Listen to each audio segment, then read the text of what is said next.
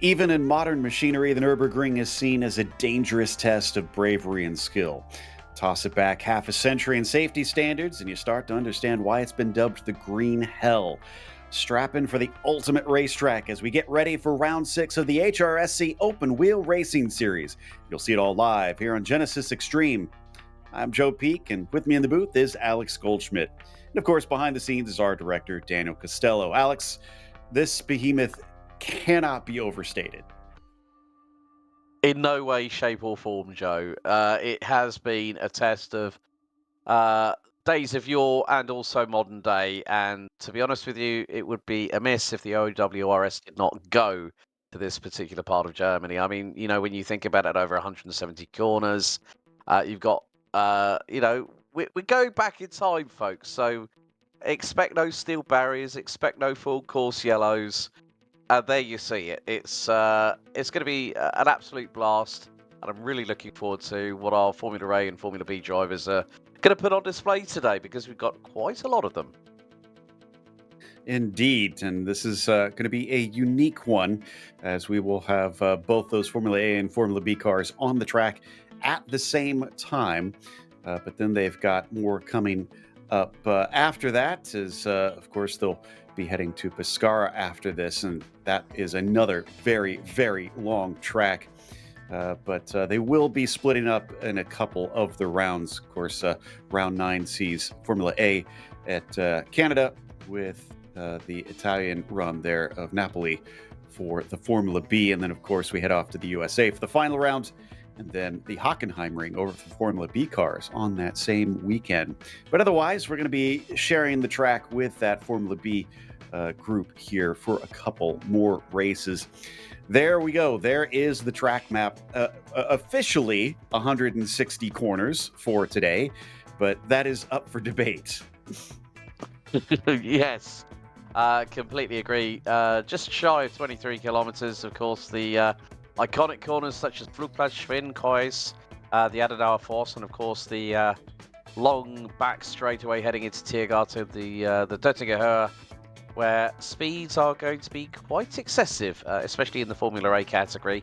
But the twists and turns of what really give this track its particular character, with the elevation changes, the camber, the curbs they've got to deal with, and more to the point, it's all about balance, but also that little bit of speed that you need around here at the Nordschleife. But you've also got to have a big set of steelies to get around this circuit, as a certain Formula One driver once particularly said live on air. Well, he said 2 words. The other one I can't repeat because of the time zone that we're on at the moment, Joe.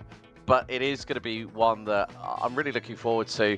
But on this particular complex, going through Tiergarten, you've then got a very different layout. You've got a couple of straightaways, then through into the main part of Nürburgring, which is of course the first part of it, through Hatzenbach, and then the roller coaster ride begins. Exactly. So this is what it used to look like before they truncated a bit and added on the Grand Prix complex. The Südschleife was a part of the combined course back then, and that's kind of what we're bypassing here with that little loop there at the end of the lap. And you can see just how different it looked back in the day than it does these days, with quite a bit more foliage.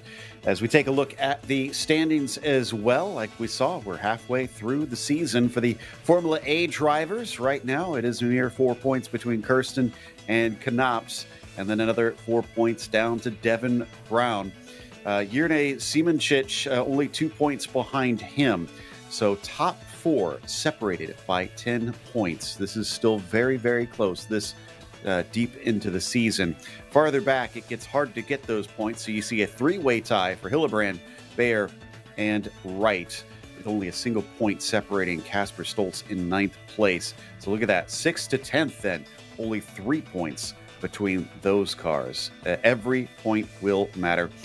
This is the Formula A team standings as well. Brown Motorsport, we've heard, are very, very fast in this part of the season, so they've been using that well, and have stretched themselves to about 4 points ahead of the Amber Collective. Rafa Racing Club is currently 11 points behind them. Bit more of a stretch there, but with 2 cars contributing, that's going to be easier to try and make that up, even though the gap is bigger than what we see over in the driver standings.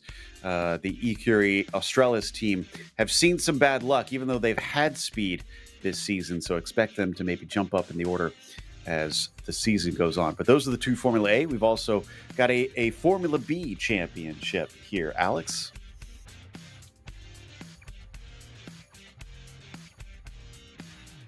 Niels Senkowski leads the way in the Formula B driver standings by a whopping 21 points. That's a hell of an advantage over Lari Salminen, who's tied on points with Matthias Estrella. Rob de Vries, Quentin Chavito, and Gerard Rayon round out your top 6. So very close between 2nd and 6th spot at the moment in the Formula B standings, Joe. Clem Van Dango on 11.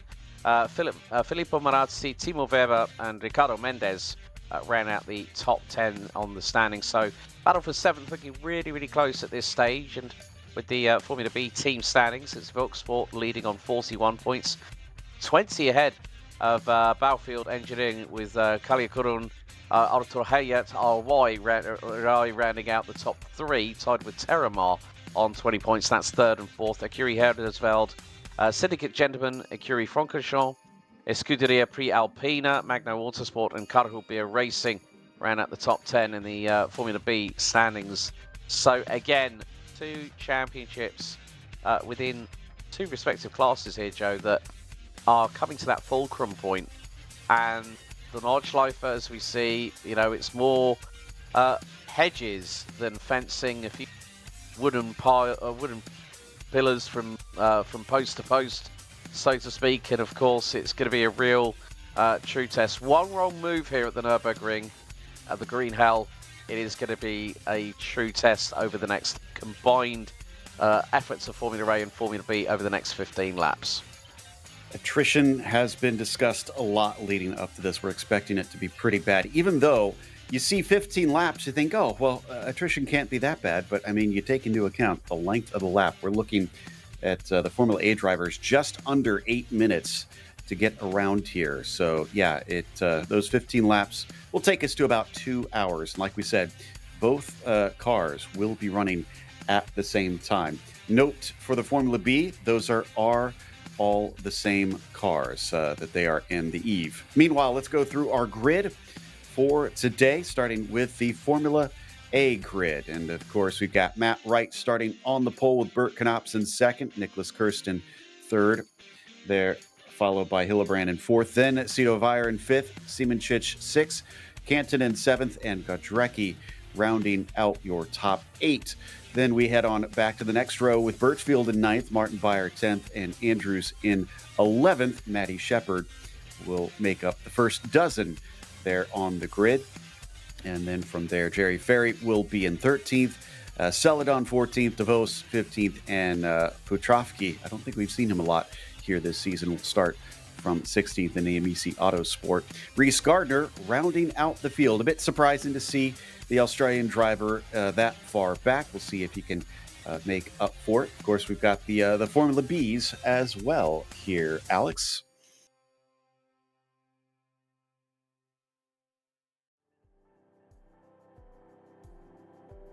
We've got, Niels Senkowski and Rob de Vries on the front row with Oliver Day and Giovanni Santarém rounding out row 2. Jukka Narhi versus Steph Hermans on row 3. Gerard Rion and Timo Weber with Lari Salminen and Declan Brush rounding out the top 10. Chris Okuda and Alei Mansurov on row number 6. Then we've got David Desi and Antonis Parinopoulos. And then we've got Matthias Estrella due to have Ricardo Mendes on the final position of 16th in that grid. A total of 33 drivers.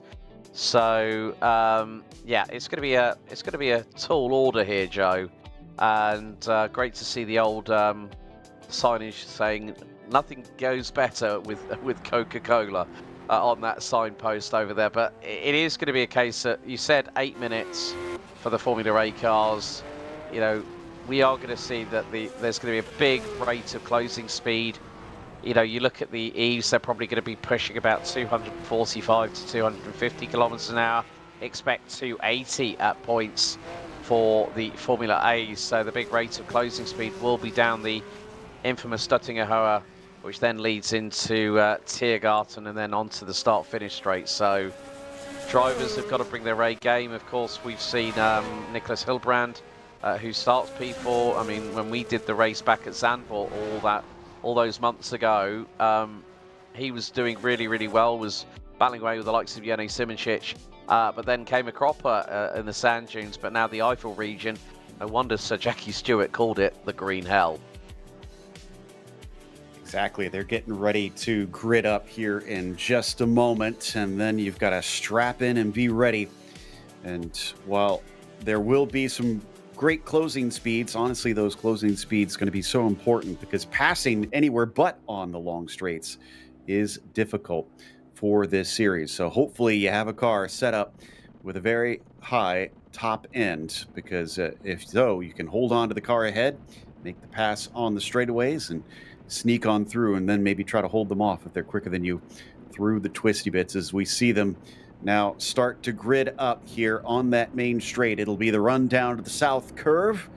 They'll head back down to the north curve, and then, as we heard, it is a plunge into the roller coaster ride that is the Nordschleife here, that these cars actually ran. This is not fantasy that we're running here. This is actually what they hit in 1967 for the schedule.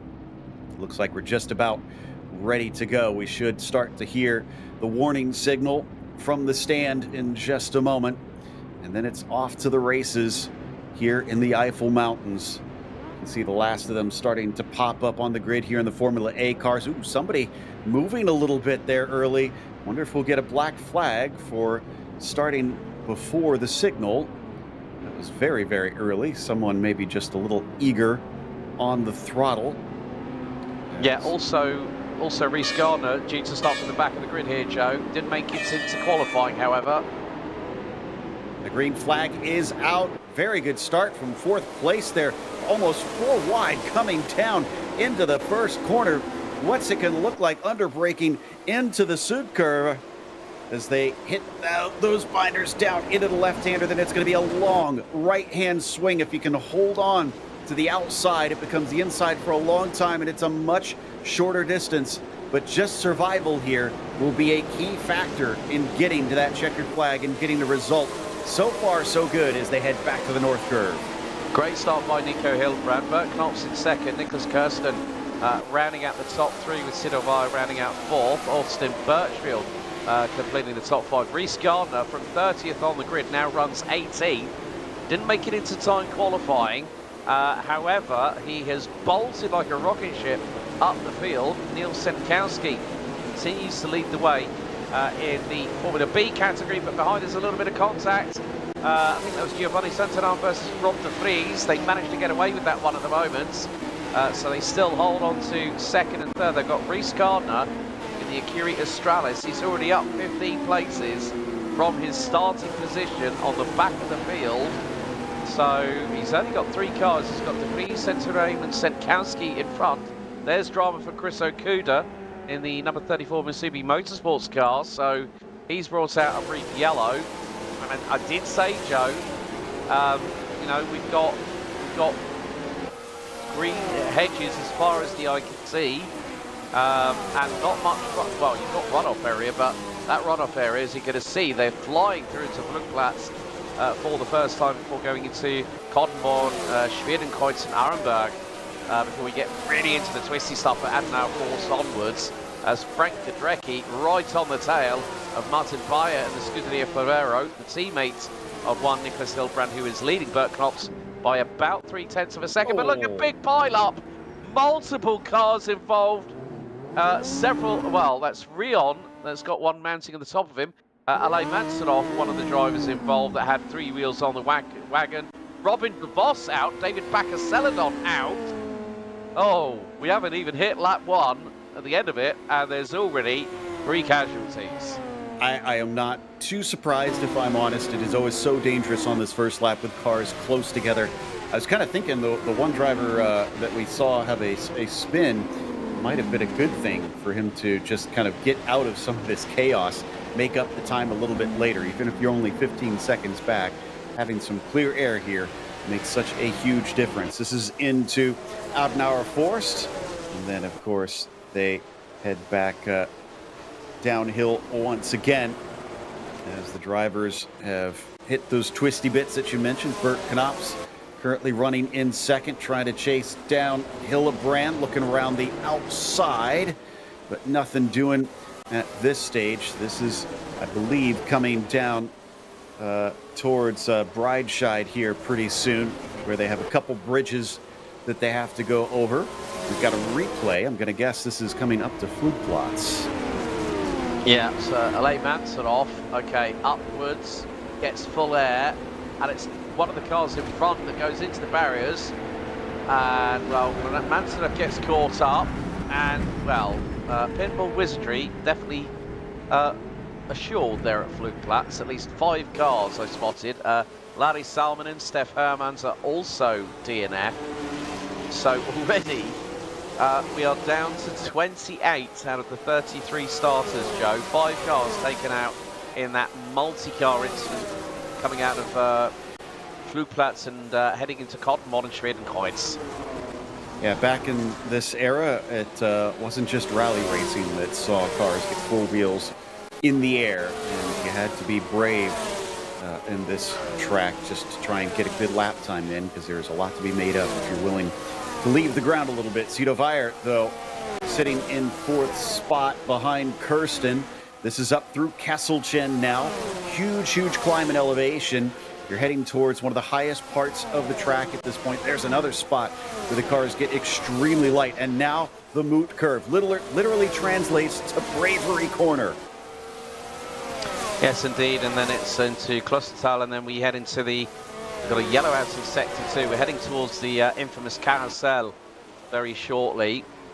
And, yeah, again, we're seeing the strength of the Brabham Motorsport cars. There's Maddie Shepherd of the number 16 Vulcan Racing car, getting a little bit twitchy, locking up the rears under braking, but still managing to get through. So, yeah, it is a case of, you know, just putting your big, you know, your bravery pants on as we ride on board with the Vulcan Racing number 16 of Maddie Shepherd, and is currently at the moment 11th behind Oskari Kantonen, the Rapper Racing Club in the 02.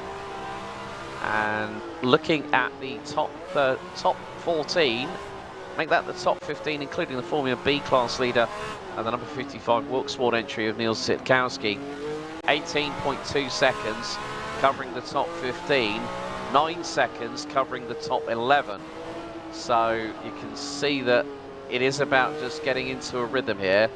It's not that easy over this particular distance of just under 22.5 kilometers of 160 corners, but you can see Oskari Kantonen kicking up the dust, using that to help slow the car down. But even though you're seeing just in front, I think that's Matt Wright versus Janne Simoncic for 8th place, as Cito Weyer trying to get through on Nicholas Kirsten for the Amber Collective Autosport team, and Weyer going round towards the outside. I think he's going to make the move. Yes. So that is Brabham Motorsport, 2nd and 3rd. Cito Weyer can go chasing after teammate Bert Knops and current race leader Scuderia Favero's Nicholas Hillebrand. Yeah, that was gutsy stuff on the run from Ice Curve to Flansgarden there. Not usually a place where you see passes, but stuck with it. This is heading up through Flansgarden 2, though, and Hillebrand is going to go just a little bit off just before Swallowtail thankfully brings it back. And then it is a swing back up towards the mini carousel here. Another little banked portion of this lap. They'll both try and swing in, hit that apex down at the bottom, use the banking to their advantage. And of course, Gallows Hill here at the top. Ever important. This will lead you on to the incredibly long Dottinger Hoa. Yeah, and this is where we'll see the real top speeds become evident. So we're going to go to another replay. This is going to be Maximilian Petravki for Amici Motorsport in the 25. Now, oh, he's losing the back end already. Cars fishtailing and bang, straight into the wooden pillars. rejoins, and I think there's damage to the left front suspension on that car. So he's going to have to crawl that all the way to the pits. Nicholas Hilbrand, in the meantime, has got the lead off of Bert Knops back again. Lead is about half a second as they now head into Tiergarten and Hoornveen before we get onto the start-finish straights. And then it's on to the Start- und Zielgerade, basically the start-finish straight, roughly translated. Then now into South Corner. But you can see the speed of the Brabham Motorsport entry of Bert Knops. Both drivers here at the front end of the field. A little bit of a moment there going through into South Corner by Bert Knops, but through the corner itself, he's able to gather the traction back and now pull the gap closer towards Nicholas Hilbrand. Now down the Gegengrade, which is the back straightaway on this particular part of the circuit. And then it's into the North Corner. Another replay coming up now. As they're coming in thick and fast here, Mr. Peak. Rob de Vries. Going to see what happens to him that caused him dramas. He was already involved earlier on, but the Akuri Herdesveld, number 44, not having a good run, up in the air, bang, straight into the wooden fencing, and I think that caused him to suffer a big time drama. So both left side wheels caught, because not only have you got the wooden fencing there, you've also got the wiring in between the posts. Meantime, Austin Birchfield being closed in on by Rafa Racing Club's hotshot that is Mr. Zbigniew Simoncic. They've also got Frank Godrecki not that far behind, so a second covering these three cars battling over P5. So with the first lap gone, we have already lost 6 of our 33 cars. 2 of them Formula A, the rest are Formula B. Everybody else still on the track, at least for the time being, with Hildebrand leading in Formula A, and then Centorame is leading in Formula B, which is a bit unusual. Usually it's been Sinkowski that's been running away with everything down there. Meanwhile, we see the number 47. They're 15th overall, and I'm sure there's some ego boost in trying to see how many of these Formula A cars he can beat today. Certainly close to, I think that's Reese Gardner, but Reese, I think, just recently made that pass and is starting to run away. Sinkowski, though, keeping our leader honest. So this is for the lead in Formula B. Yeah, just had a look at the final sector, Joe. Sinkowski lost a big chunk of time. 1.7 seconds, meaning that Centorame got the race lead, but you can never count out Neil Sinkowski in the World Sport number 55. He is going to chase Centorame down in the number 47 car, but there is the battle for P1. And look, Sido Vaya is going to make it go from 2's company to 3's the crown. They do say strength by numbers, so Brabham Motorsport closing in on Scuderia Favero, as we've got a, Matt Wright as DNF, right side absolutely ripped asunder from the chassis. And well, Reese Gardner's got to pick up the pieces, got a replay coming up. And this is going to be a hard hit here, Joe, at a big amount of speed. Matt Wright is at full throttle, and he's probably going to, he's lost the car, and it's going to spin. Right side heading to the barriers, bang, goes backwards in, right rear tyre, taken off the back axle, and that car is a non-finisher. That's pretty much where Matt Wright went wrong, unfortunately, and he is over with this race. We've seen that a lot from the Acuria Australis team cars. Like I said, been very fast, been a bit unlucky or just mistake prone at times. Could have seen some better results, as Nico Hildebrand is now ahead of Bert Knops. And is that Cito Vire getting? Yeah, he's getting closer. He has cut that down, so it is now a top 3 fight for the overall lead. Meanwhile, Franek Kodrecki also in a great sandwich between Simoncic and Birchfield, fighting for 5th. Yeah, that has changed because Kodrecki was actually leading it. Simoncic has got through. Sidovi's just done the absolute fastest opening sector of anybody. He was about 3.5 tenths quicker than his teammate.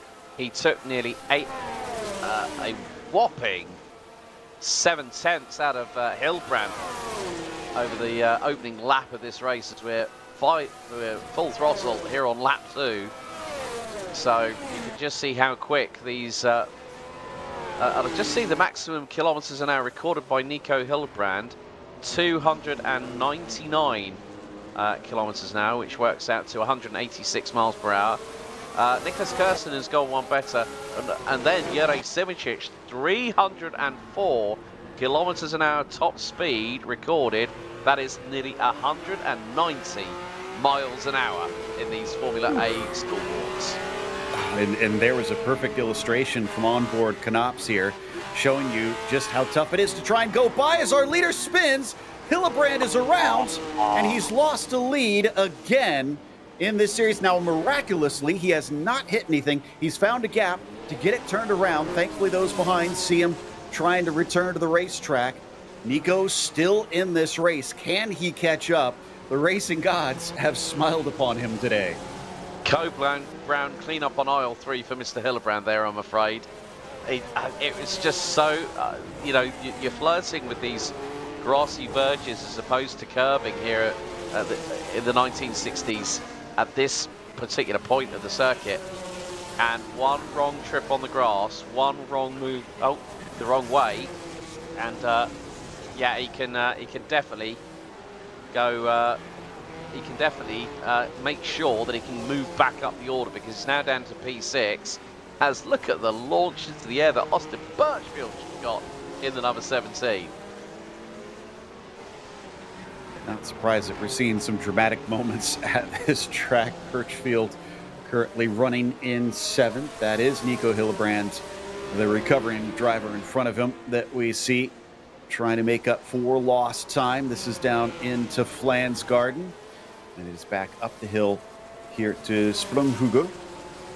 And this is another spot where you're going to see just a bit of air as the cars get light. Oh, unfortunately, the 50 has gone around. Looks like the car is able to get moving, but if you have a damaged car, trying to get back to pit lane is just as, if not more dangerous, especially if you have cars coming behind you. Meanwhile, back up to Gudrecki, fighting for what is now 4th place, thanks to the spin from our former leader. Siemenchich still the car in front. If Gudrecki's machine is quick enough, maybe could use the run down the Dadinger Hoa, not just with top speed, but with slipstream. Before that, we'll check out a replay for the 50. So what put him into the hedges here? Well, it wasn't the hedges, it was into those wire fencing, and the car just glancing along it and then finding the other side and switching across a 3rd time. Wow, Paparinopoulos was very, very lucky to get away with that one in the number 50 Syndicate Gentleman entry. Oh dear, Reese Gardner, both the Curie Australis cars are out. And after what was such a promising start, the man who didn't qualify started 30th and got up, I think, to about 14th, 13th place overall, has just gone. And you said it, Joe, you said it earlier, the Curie Australis, great pace, bad luck always finds them. And yeah, Reese Gardner, it was such a great effort, but he's now ended up retiring from the race as Nico Hillebrand starts the comeback trail as we begin lap 3 out of 15. So that means we have, ladies and gentlemen, by the beginning of lap 3, 9 DNFs. They're continuing to drop like flies, and Gardner seems to have just fallen afoul of things. Let's find out how as we get a replay up. So was it another touch of the grass? That looked like it, although there was some connection issue. Yep, there it is. Just into Flansgarden, landed in the grass, and at those high speeds, there was no saving it. Once you bounce off one side, you're just a passenger from there. The thing that I think is so interesting about this track is it's not just memorizing, with how many corners there are and also trying to be fast, but then if you go slightly offline, where are the bumps? Where are the pitfalls? Because you have to remember, with no downforce, any little hiccup out there, that's going to send you in a trajectory you just never would have expected. Well, especially when it was nigh on a carbon copy of what happened to teammate Matt Wright. Only Matt was actually spinning backwards towards the fence, and both the Curie Australis cars had not just the rear wheel taken off, but also the drive shaft as well, that connected directly to the engine and the gearbox. As we see Martin Bayer closing in, and we've got another DNF. That's Matthias Estrella in the Terramar number 39 Formula B entry. So yeah, at the moment the lowest running driver, who's currently placed 24th, is Chris Okuda for Masubi Motorsports in the number 34, who we saw have that spin on lap 1, Joe. Then we had all the flotsam and jetsam and the madness in front. We've got another replay coming up here, and this is Matthias Estrella's demise here on the Nürburgring. And he's on the grass, back end steps out, and well, that car ain't going nowhere with 2 wheels on the wagon, let alone 3. It's at least not turning right very easily. But True. Martin Bayer here, flirting with disaster and clipping up some of that dirt. That seems to be a common theme with a lot of these incidents. We're seeing cars that just clip the grass, especially when the tires are loaded. It's almost a death knell as soon as you do that. Yeah, Martin Bayer's actually got Maddie Shepherd in the Vulcan Racing number 16 car closing in. You can see that Bayer, through that right-hander we've just gone through, kicked the tail out to the left side. And here comes Shepherd at a full rate of speed. So the gap not too far between them is about 4 and a bit tenths of a second. So, and just behind them, that's Scotty Cantonen for the Rafa Racing Club. Teammate 2, Jenny Simoncic, who currently runs P4 at the moment. We're right on board with Maddie Shepherd, and again touching the grass is Martin Bayer in the Scuderia Favero entry, the number 07. It's getting a bit, even at this early stage of the race, we're not even a third of the way through, folks. These drivers are having to really, really mitigate things. And you could just see how much of the grass that Martin Bayer is actually using to rotate the car around the corners. Now, that can only get you so far, but if you go a bit too, if you open the steering too much, and there you see he's nearly in the fence, sideways, and Maddie Shepherd gets through. Great work there by, yeah, just, that's the thing. If you've got a car in front of you as wayward as Martin Bayer, Maddie Shepherd did the right thing. Held back, waited until there was an unforced error from the number 07, bang, through she went. Very, very excellent on her part, and that's one position up. Next is going to be Birchfield up in 7th place. Looks like that distance is about 7 seconds or so. You mentioned Okuda. Oh, and I say that Okuda looks like he is now DNF'd as well. I was going to say, despite the damage, tried to carry on, but looks like something has gone afoul with that car. And just staying on the track will net you positions. Attrition, it really is a legitimate way to wind up with a good finish. We apparently heard info a little bit earlier that 3rd overall was Jackie Ickx in the real German Grand Prix in '67 in a Formula B car. So it isn't that outright speed. It is the skill and maybe a bit of discretion. Yeah, I completely agree there, Joe. You've also got to have a little bit of lady luck on your side as well. True. That's the thing about the Nordschleife. It tests everybody. It doesn't matter what car you're in, how much horsepower you've got under your right foot. You know, if you can manage everything that's thrown at you, from the elevation changes to the camber to the car sometimes going through the air, it is about just that nice, smooth, consistent driving style. And we've seen that from Bert Knops and Sido Vaya over the season so far. We've seen drivers like Jenny Simoncic, who, you know, when he's on his A game, he is at the peak of his powers, and no one can stop that man. But here at the Nordschleife, when you've got the top 5 rounded out by the Amber Collective Autosport number 10 of Franek Godrecki, they're covered by 15.5 seconds. Now, at a normal circuit, you would say that's going to be an absolute eternity. Well, here at Nürburgring, you can definitely have an opportunity to close that gap. Now, right, we have had our first DQ, which was Jared Ryan from the Écurie Francorchamps team.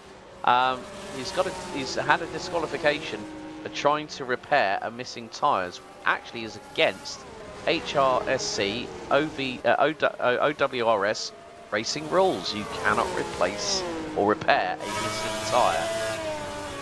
Yeah, so the reason that they have that is more for safety, for consideration for other drivers, because you try to bring that back to pit lane. As soon as that tire's off, that's it. That's your DNF. So you can have a damaged car and you can limp it back if it is in a safe enough condition. But if the stewards have deemed that it's not safe enough, they can tell you to park it out here. And of course, that wheel missing is just automatic. Meanwhile, Simoncic here sitting in fourth. Usually we would see him trying to run away from drivers that are in second place. For now, Gudrecki and Hillebrand sitting behind them in fifth and sixth. And Hillebrand doing a very good job on this recovery. Has run down Gudrecki after he disposed of Birchfield. Does he have enough pace down the straight line of the Dottinger Hoa, which is going to have its own jump here along this run? We'll see the cars really get some air just before Antonius Beach. Yeah, Nicholas Hillebrand has got past Frank Gudrecki, so that is a change for P5. So Hillebrand has dusted himself off, picked himself up, as we see a new fastest lap of the race, is 7:56.599 by the race leader from Brabham Motorsport, the number 5 of Bert Klops. And Sino Vaya not too far off that pace either, 7:57.124. Nicholas Kirsten an 8-minute 3.1, Simoncic 8-minute 2.4, Hillebrand 8-minute 1.7, and is closing the gap to the man from Rafa Racing Club ahead. So the gap is now about a second and a half. So Hillebrand's really got to cross the T's, dot the I's, and use not just the speed, but the maneuverability of that Scuderia Favero machine under him to try and close the gap, because he was leading till that massive moment earlier on. Neil Senkowski for Wilksport in the meantime, however, Joe, has got a 4.3 second lead over Giovanni Centarame. Back to where we're used to seeing Niels.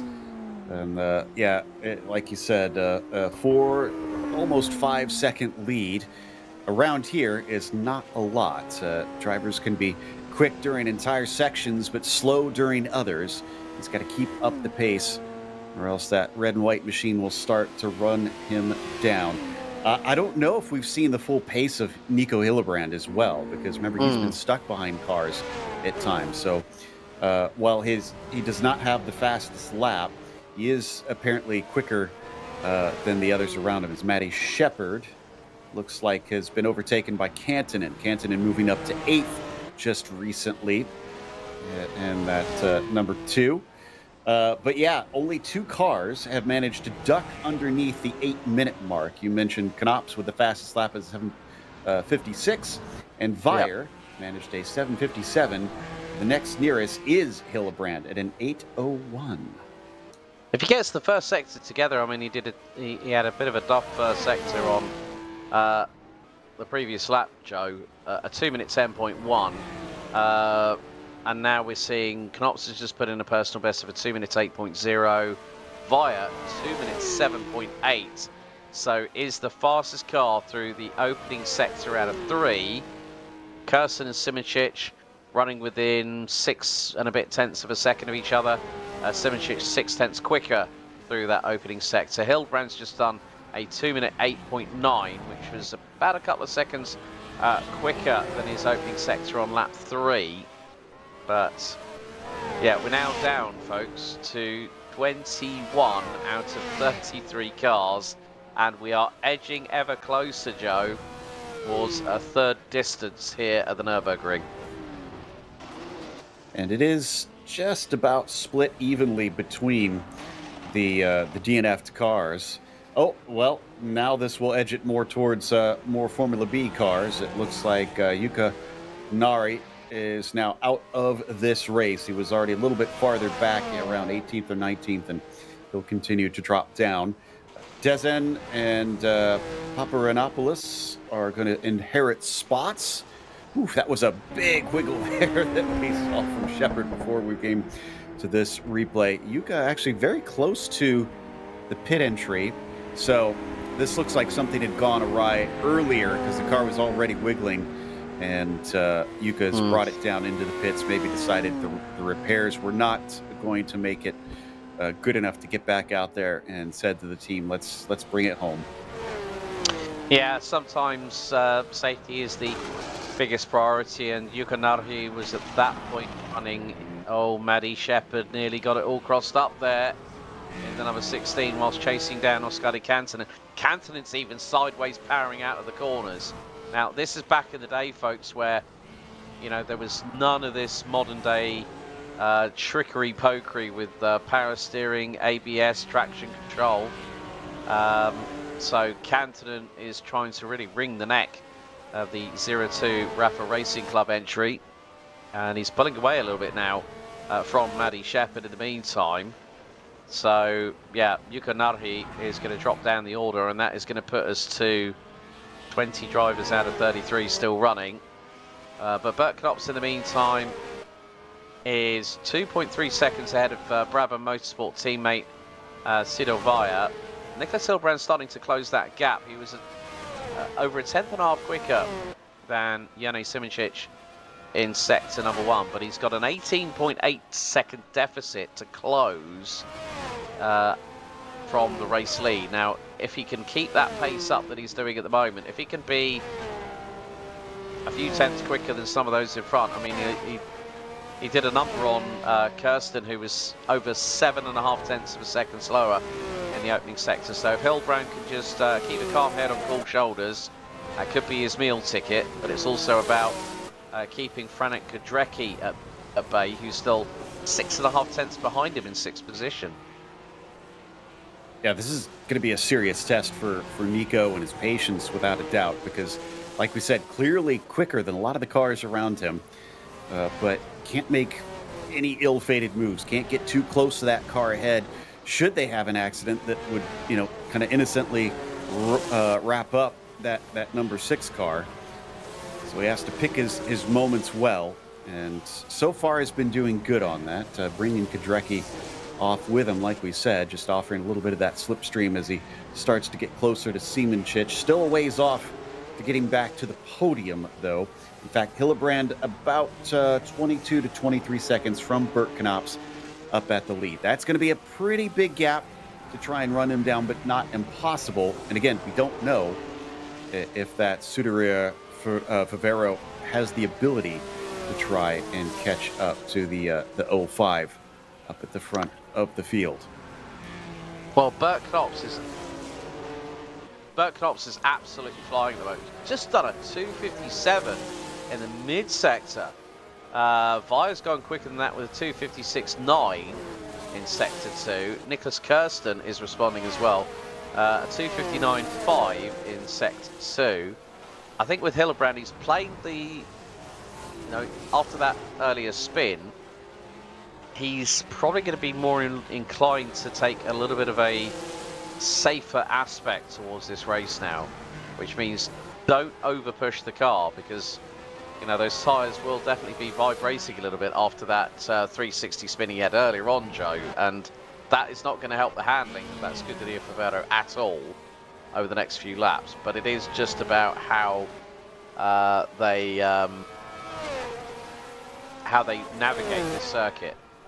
As we said at the top of the show, it's not going to be easy, and unfortunately 13 drivers have met their end.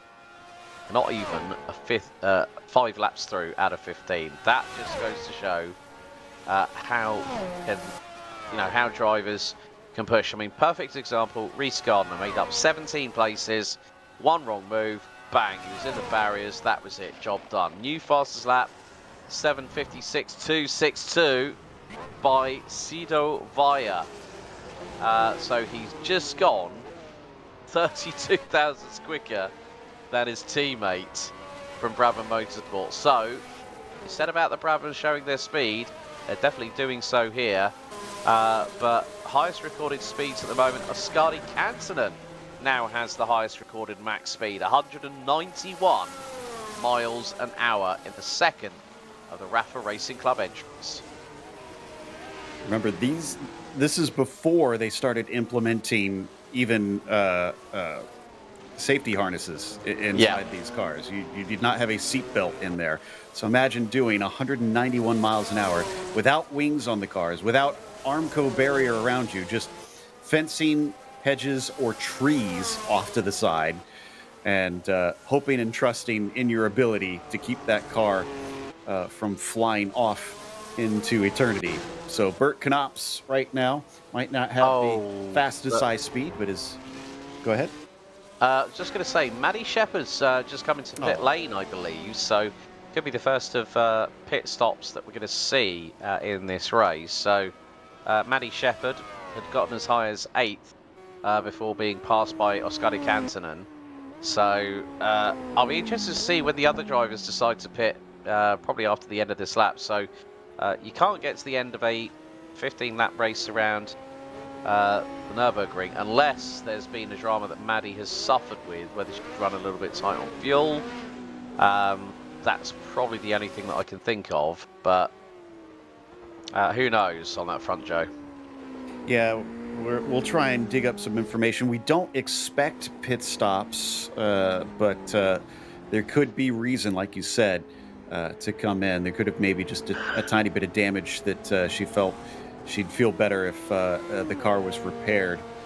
But yeah, this was in the days before really pit stops were expected out of the cars. If you stopped in the pits, something has gone awry, that they wanted to have a look at it. Meanwhile, we've still got Sinkowski now ahead of Shepherd, up to 12th overall.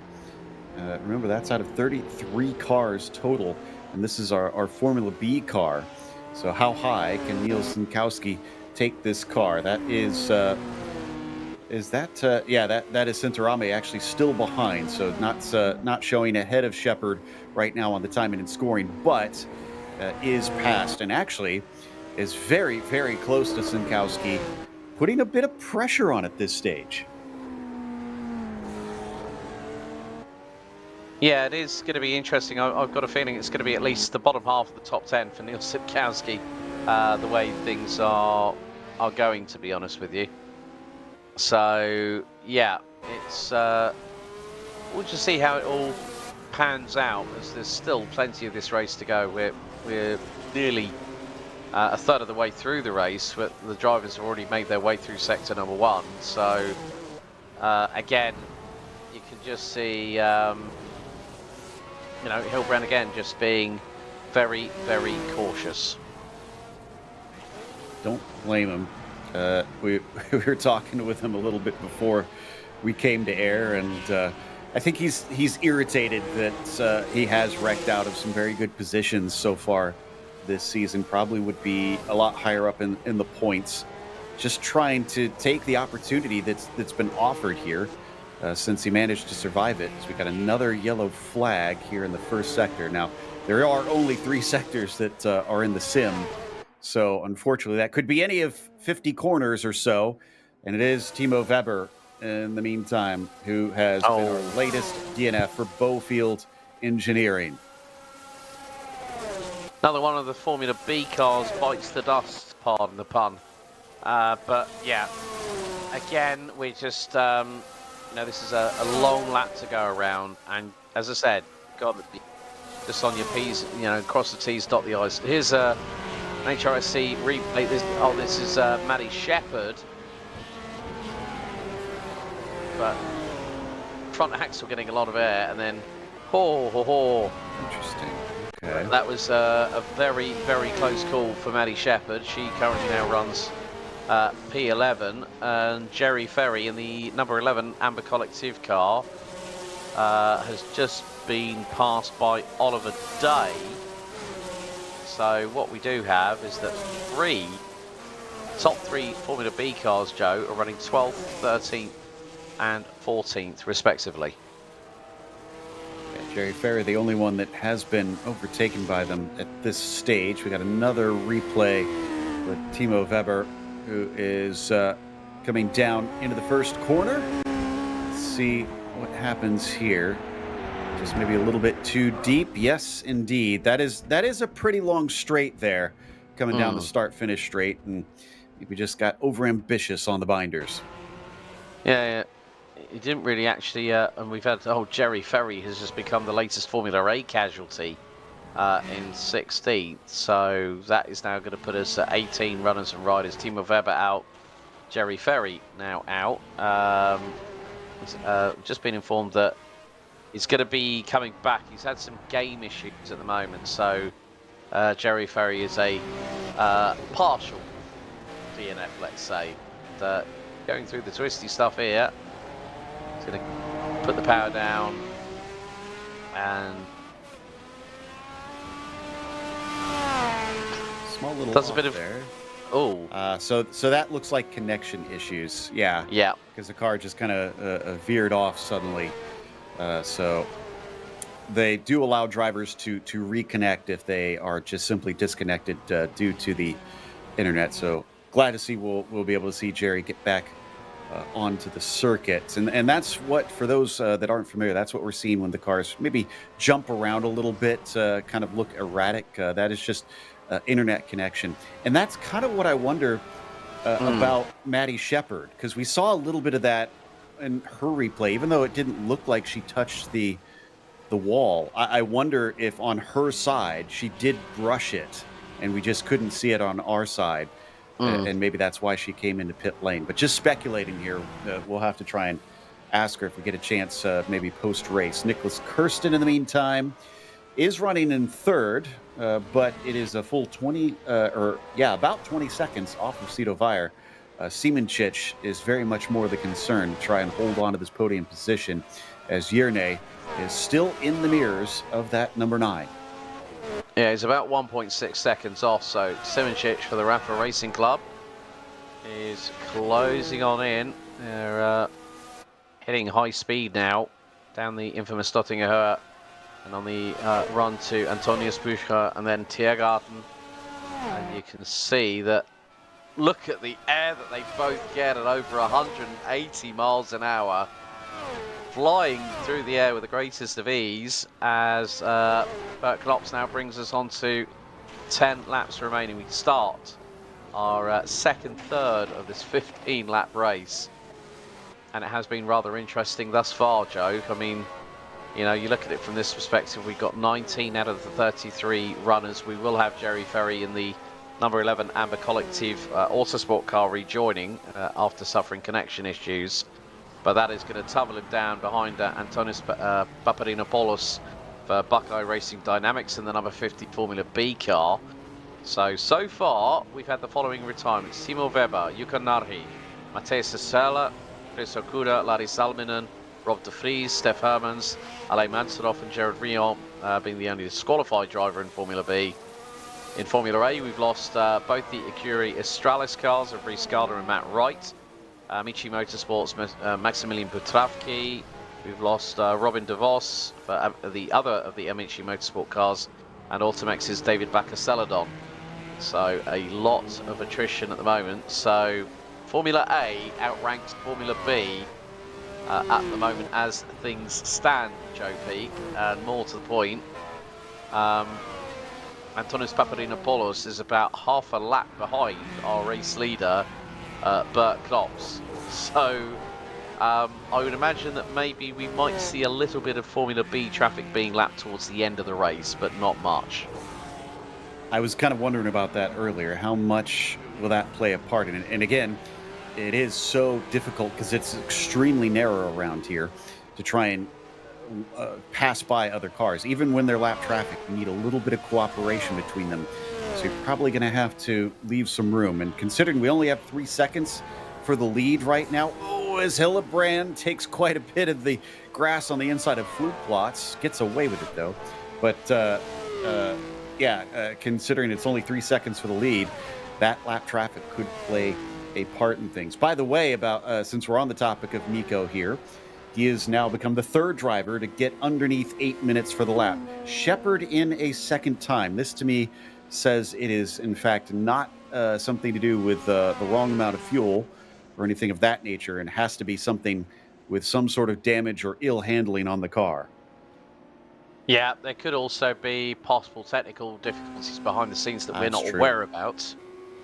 So there could be a multitude of factors that has played into Maddie Shepard coming into the pits for a second time within as many laps, Joe. So, but meantime, there's Oliver Day for Smile Power Racing, the number 52 Formula B entry, rounding out the top three. He's about 22.2 seconds behind Giovanni Centorame. So the number 47 Alfa Sudi Squadra Corsa car, 6 3/4 seconds behind Neil Sentkowski, who continues to lead the way. Obviously, there was a change a little bit early when Sentkowski lost a little bit of time to Centorame in the final sector in one of the earlier laps. So Neil's just doing what he does best: stay out front, continue leading. Yeah, that's impressive considering there's all of a second or two maybe between them. Actually, I think less than that for a brief while, that he's stretched out that far. So Niels turns up the wick while Oliver Day runs a bit of a lonely third place, 22 seconds up to P2, 35 seconds back to P3, and just kind of racing the track, which honestly is probably more so what you'd want to be doing rather than racing other cars at this circuit. Just focus on what you're doing, focus on trying to stay safe, bring it home from here. And the Smile Power racing car hopefully will be smiling widely by the time he takes the checkered flag. In the meantime, it remains still only 3 seconds apart for the overall lead of the race. Definitely one of the closest battles we still have out on the track. Zito Vire forcing Knops to continually watch those mirrors. What about Maddie Shepard? Back out on the track now, sitting 15th overall, but it looks like 12th in class. Yeah, last in class, still running. Yeah, so in total, well, Jerry Ferry has rejoined after his slight connection issues. So we have 12 Formula A, 7 Formula B cars still running, folks. So 19 out of 33 drivers still circulating. Jere Simoncic is closing the gap again to Nicholas Kirsten, but also Nico Hillebrand has been closing on Simoncic. And bearing in mind, Simoncic's last lap was an 8:729. Hillebrand's lap time was a 7:59.960.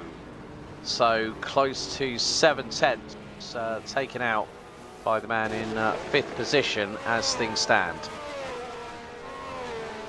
If he gets close enough to start to feel the effects of that slipstream, will that allow him a way by, or is it going to be tough with him looking to be relatively close on pace out there, at least at this stage of the race? So we'll follow them down and around once again through Hedwig Heights. That is the highest part of the track, and then literally all downhill from here as they head through Wipperman. Very dangerous part of the circuit with some very quick corners.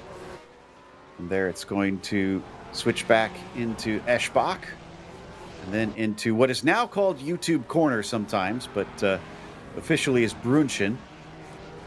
No way for the fans to upload back in this era, but it will still get some pretty exciting moments through that corner as there's a lot of compression through there. But then the ice curve, probably I'd say a little bit more dangerous than Brunchen, named because it tends to dry up the slowest of a lot of the corners since there's not much daylight through there if it is wet, so hence ice curve. Then Flansgarden, where they tend to get some air. You can see as there's that little bit of a hop.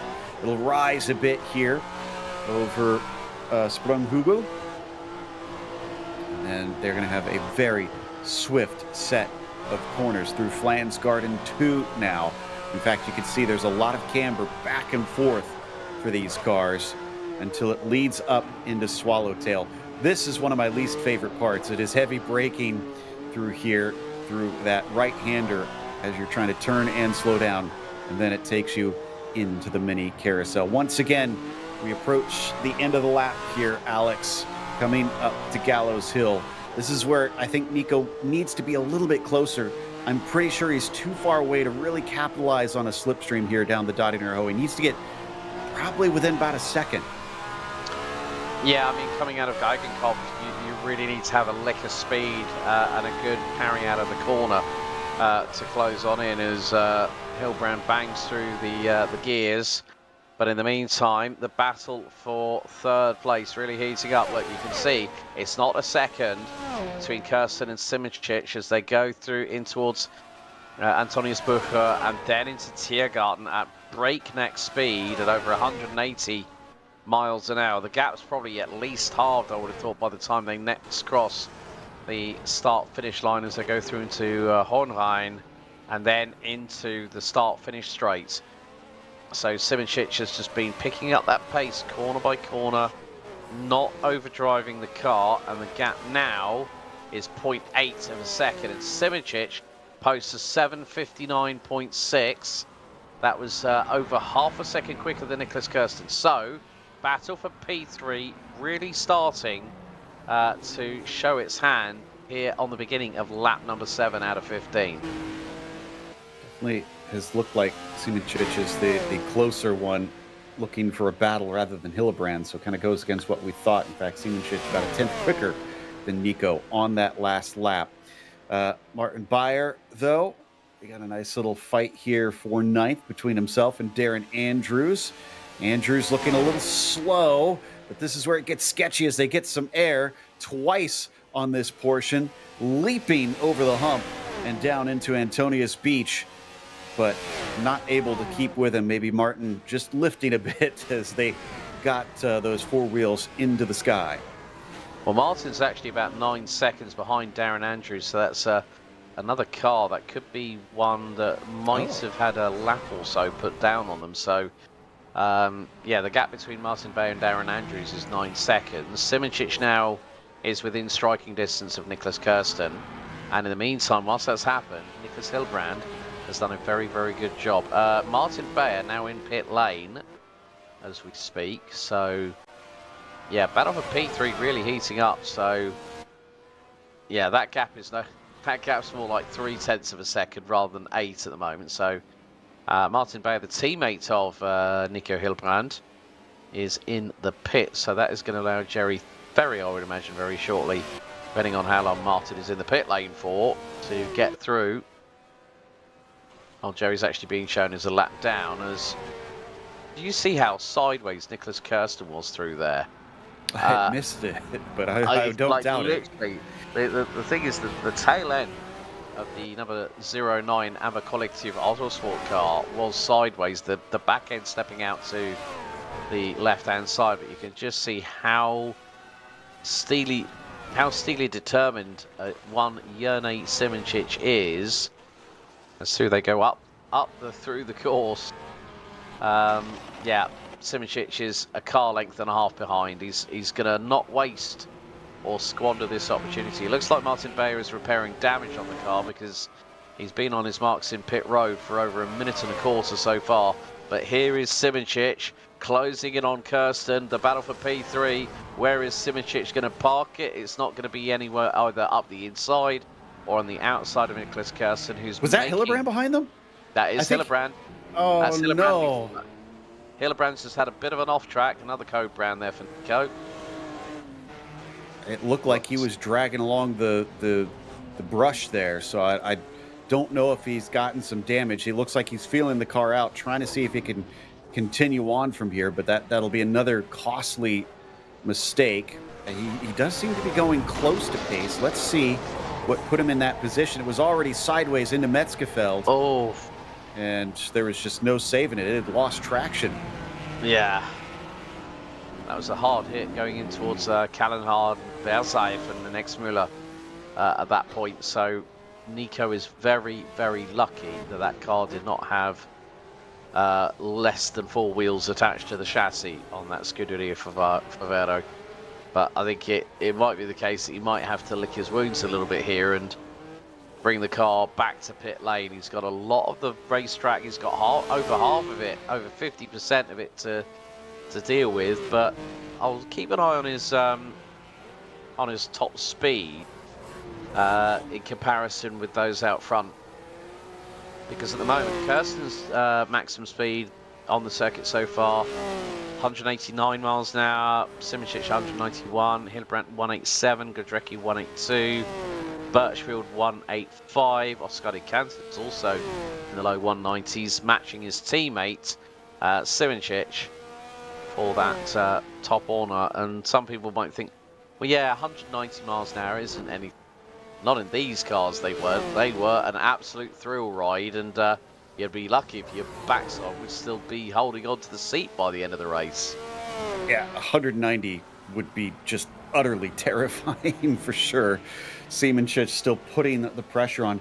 You talked about the top speeds. I find it fascinating that Knops and Weyer have the two slowest top speeds of our Formula A cars, but they're leading this race. So I guess just a lot more twisty bits where you can make up time than down the straightaways, and they're making good use of it. However, if they lose position, it's going to make life a little bit difficult for them. Watching on board from Kirsten in third place, back at Simoncic. It is now only about 0.2 of a second last timing loop they went by between the pair of them. Yerne doing everything he can to try and see if he could shake that podium spot off of Kirsten, but no dice so far.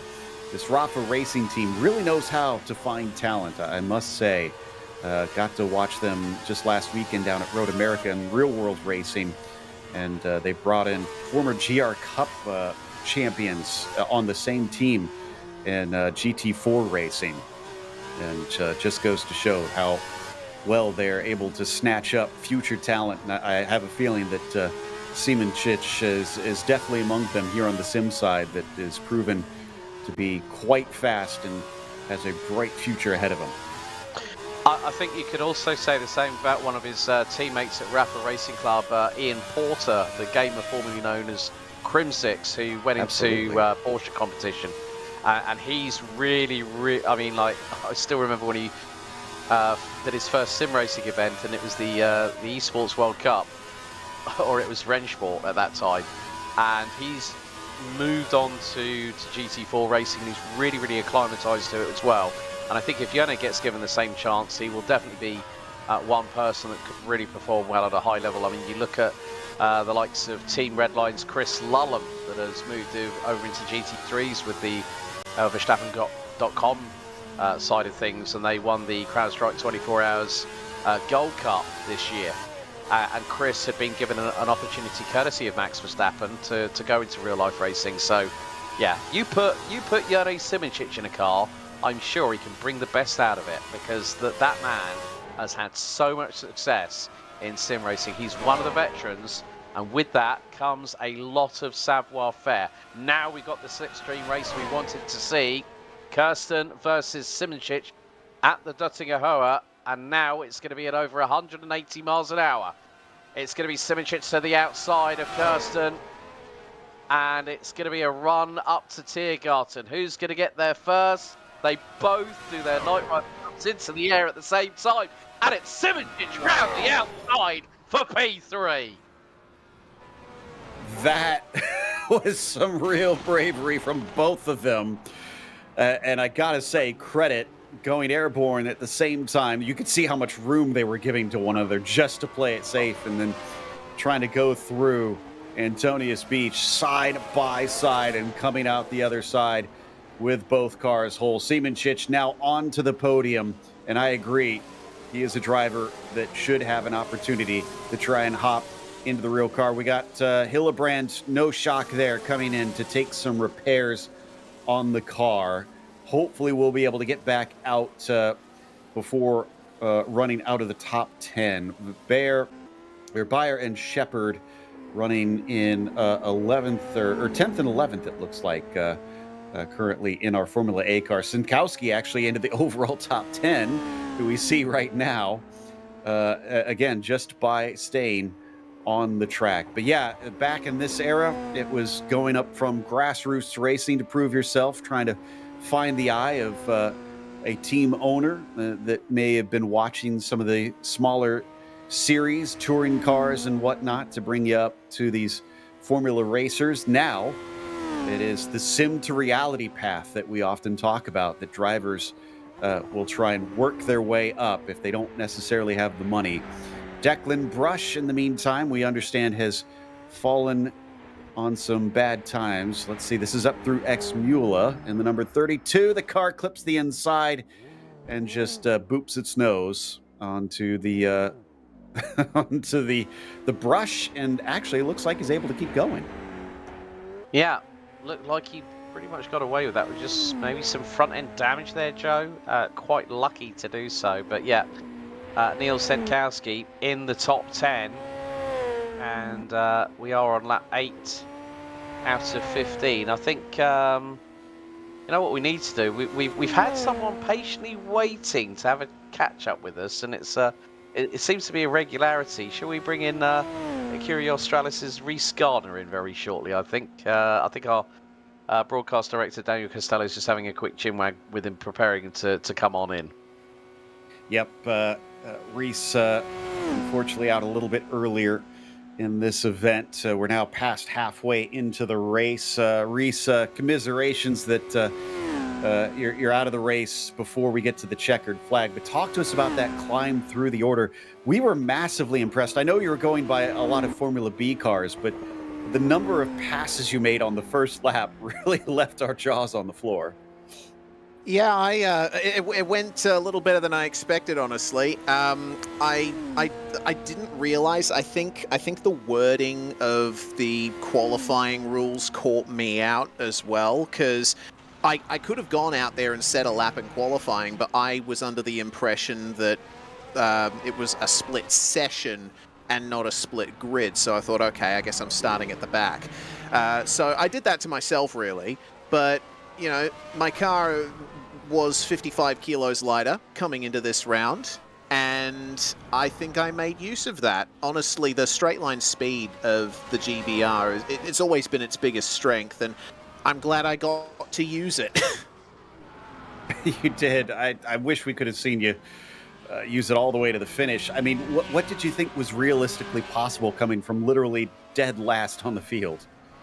I mean, I wasn't expecting to get a podium or a top 5, but getting into the points would have been nice.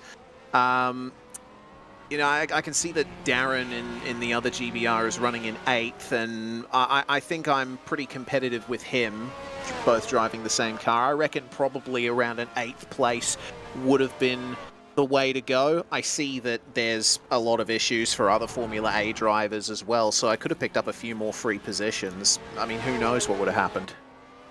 Yeah, I mean, we definitely knew that attrition would be a major part of this. I mean, from what you've been seeing so far, what are you expecting in the latter half of this race? We've whittled down to nearly half the field left at this stage. How many do you think are going to actually manage to finish? Yeah, it's pretty crazy. I certainly hope that everyone currently running is able to get to the finish, but I think realistically, this is, you know, these are brutal cars. This is a brutal track. I think we might lose around 5 other cars before the finish, the way things are going. I think the people that are still here now are the ones who are best suited to running that gauntlet. But this is a real outlier of a race, isn't it? Like 15 laps around the Nordschleife is something that I can't even conceive of most of the time. And the fact that they did this in real life is just, it's gobsmacking. I agree. I really agree. That just incredible guts for these drivers in the real world. So before we let you go then, I have to ask, favorite corner and least favorite corner of what you've been racing today? Favorite corner, geez, probably Arenberg, actually. Arenberg's always been one of my favorite corners around the Nordschleife, coming up through Flugplatz and the fast section there and then getting on the brakes. And I always find that Arenberg is just the perfect sort of speed for me to get the perfect rotation through the corner. Least favorite is that corner before Flansgarten that I messed up on. The whole reason I crashed was because for literally the first time in all of my laps around this place, I caught the grass on the way in coming over the jump, and that's what sent me into the barrier. I mean, the Reese Gardner pity parties are starting to get a bit too common on these broadcasts, and I just hope that I can get a couple more finishes in my primary car for the season. Obviously, I'm going to be in the backup car for Pescara, which is the round that I was looking forward to driving my primary car the most. That's frustrating. Well, I guess go have some peanut butter and some milk for that pity party, and we'll hopefully chat to you in better conditions at Pescara. Haha, reference, yeah. I'm going to go watch the bear with my girlfriend. I'll catch you guys later. Sounds good. That was Reese Gardner. We're going to focus back on the racing. Somebody was in the wall there. I didn't quite catch who that was. David Zan in the Battlefield Engineering number 35. So he got away with that one. Still 4 wheels attached to that wagon. So we still have 19 drivers. But yeah, Bert Knopf still holding on to that lead over Brabham Motorsport teammate Sidovaya. So they're really starting to push at the front end. I mean, they're running in the 756s as well. 756. I just, like, as soon as Bert Knopf just flew over that part of the Duttigahoe heading into Tiergarten, reminded me of that moment between Simoncic and Kurson. It's like, it was just, I think that has to be, in all honesty, Joe, moment of the season. The battle for P3 between Simoncic and Kurson, and they both get the same amount of air at the same time coming through the Duttigahoe. It was just like, nowhere else are you going to see something as incredibly ridiculous and awesome like that all at the same time. Yeah, I mean, that is going to be one of the iconic moments of this season, without a doubt. Definitely go screen cap that and posterize it, because that is one to advertise this series with. Bert Knopf currently leading by 3.5 seconds over Cito Vire. It was a little closer earlier, but he is managing to just keep him at arm's length. Got another replay. Is this maybe Dazan? Yep, it is David Dazan with his incident. Currently running a little farther down, like you said, able to keep going from there, but so far so good through this portion, and then off the racing line. Thankfully, no barrier there for a brief moment, but he's on the wrong side of the fence. I have not seen that at a race before. A strange conundrum to have to deal with, and he's backing up, dragging the right side of the car along the fence. Yeah, he's just trying to negotiate his way past so it doesn't take any more damage than what he'd already sustained at that point. But yeah, it just goes to show that we're now past the halfway point of the race here, Joe. We're on lap 9 out of 16. We're going to get, as we always do here in OWRS, tiredness is going to come into play. Mental and physical fatigue, and Birchfield coming into the pits. Now, this is another... Now, I'm wondering whether it's mistakes that are being made by drivers and they are having to deal with damage to their cars. If they're pushing too hard, that is really, really going to hurt them. Absolutely. And again, I would suspect that unless there's a couple drivers that maybe are thinking, you know, we'll put a fuel stop partway through this race, because the handling of the car does change dramatically from the start to the finish with the weight coming off of them. They tend to get a little bit faster. I don't know if that's a valid strategy. That strategy didn't come for almost 15 years later in the real world, when the Brown team kind of pioneered that. Meanwhile, so it was damage here for Birchfield. We're going to see, and much like we saw with Reese Gardner, touching the grass in Flansgarten is ill-advised. Yeah, and the left rear wheel copying a lot of the brunt of that impact as well. So we're seeing that drivers are just, as soon as that car gets some air underneath it, you are quite literally a passenger here at Nürburgring, as Fredrik Drecke also nearly has a bit of a clean-up on aisle 3 there, moment there. And as I said, it's now the time of don't make any mistakes. And I can see that Bert Knops and Sidovaya have both lifted off the throttle. Knops's lap time last time around was a 7:59.4. Vaya was a 7:58.5. So they are starting to slow a little bit. Nico Hillbrand, however, spent a lot of time pit road. He was on his marks for about just shy of 4 minutes and 10 seconds. And now that has put him all the way down in 15th, behind Magno Autosport's Ricardo Mendes in Formula B. So there is a lot of change afoot, and yeah, I'm going to be quite interested to see. Right, well, that's not exactly right. Austin Birchfield, for some reason, has ended up at the sharp end of the times. I don't think that's going to happen with the 2 minute 20.1 lap time there around this circuit. Well, the good news is I think he should be able to be scored as 90% in this race. Maddie Shepherd back in pit lane, I'm seeing. Yeah. And I wonder if something else has gone awry there, but she's been in and out quite a few times. Yeah, if Nico finishes one lap down, he's still within 90%, so he will be scored. But you've got to hope that there is a lot more attrition in his class, because he is currently running in 10th place, it looks like, in class. About to be 9th because of Maddie Shepherd, and there it is. It just swapped on our timing and scoring. So has to hope that 3 more cars run into enough trouble that Nico can overtake them. Yeah, I think just for a point, I should say. Sorry, go ahead. Yeah, I think at the end of the day, the strategy he started employing after he had that first scare, and then he had the second scare as well, so when he was running P5, and now it's just about what he's going to do is a bit of damage limitation. That's all he can do in this race. You can't do any more than that, rather than trying to cut the grass like he's doing at the moment with the number 6 Scuderia Favero. But yeah, I think it's just more the case of just get that car to the finish, try and do your utmost to get into the points, and hope that the next race will be a better one. And obviously we did have it where Nico actually jumped in the commentary box because he'd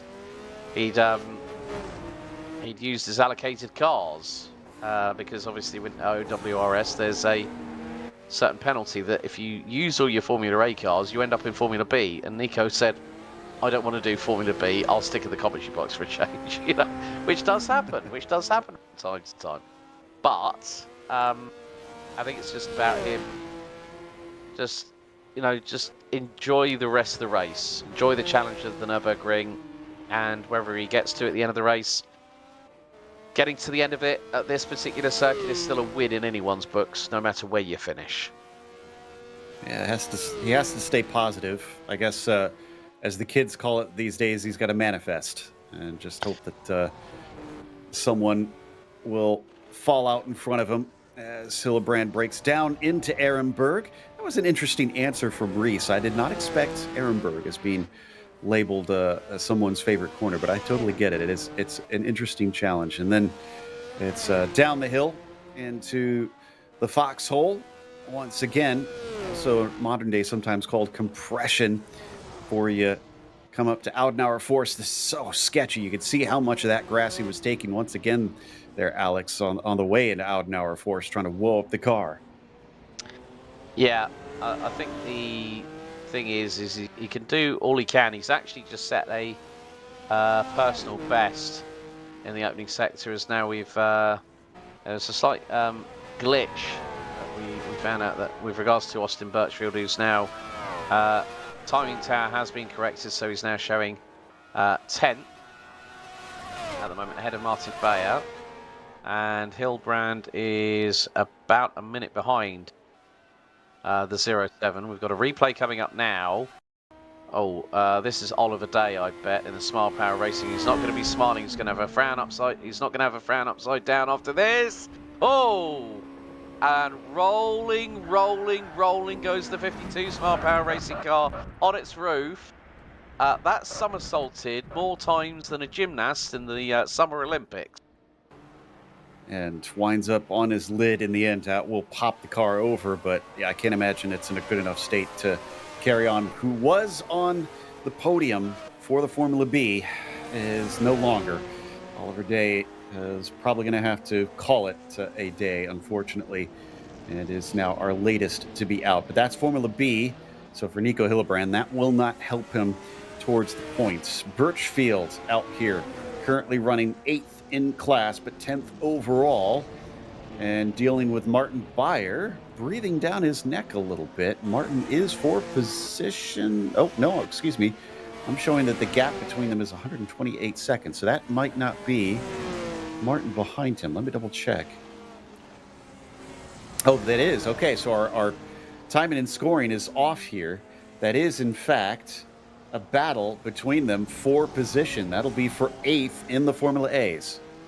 Well, considering the fact that Austin Birchfield lost over 10 seconds in the opening sector, managed to claw that time back somehow, but Martin Beyer did a personal best in sector number 2, so Bayer's got a real head of steam. Plus also, you know, you look at the last lap from Nico Hillebrand, who's yet to cross the timing beam to complete sector 2. Nico's previous lap, including the pit stop, was over 12 minutes and 10 seconds.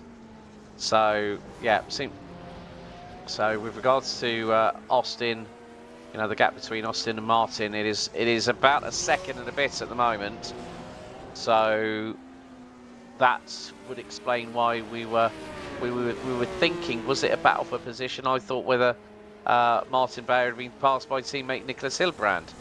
We've got a yellow out in sector 3.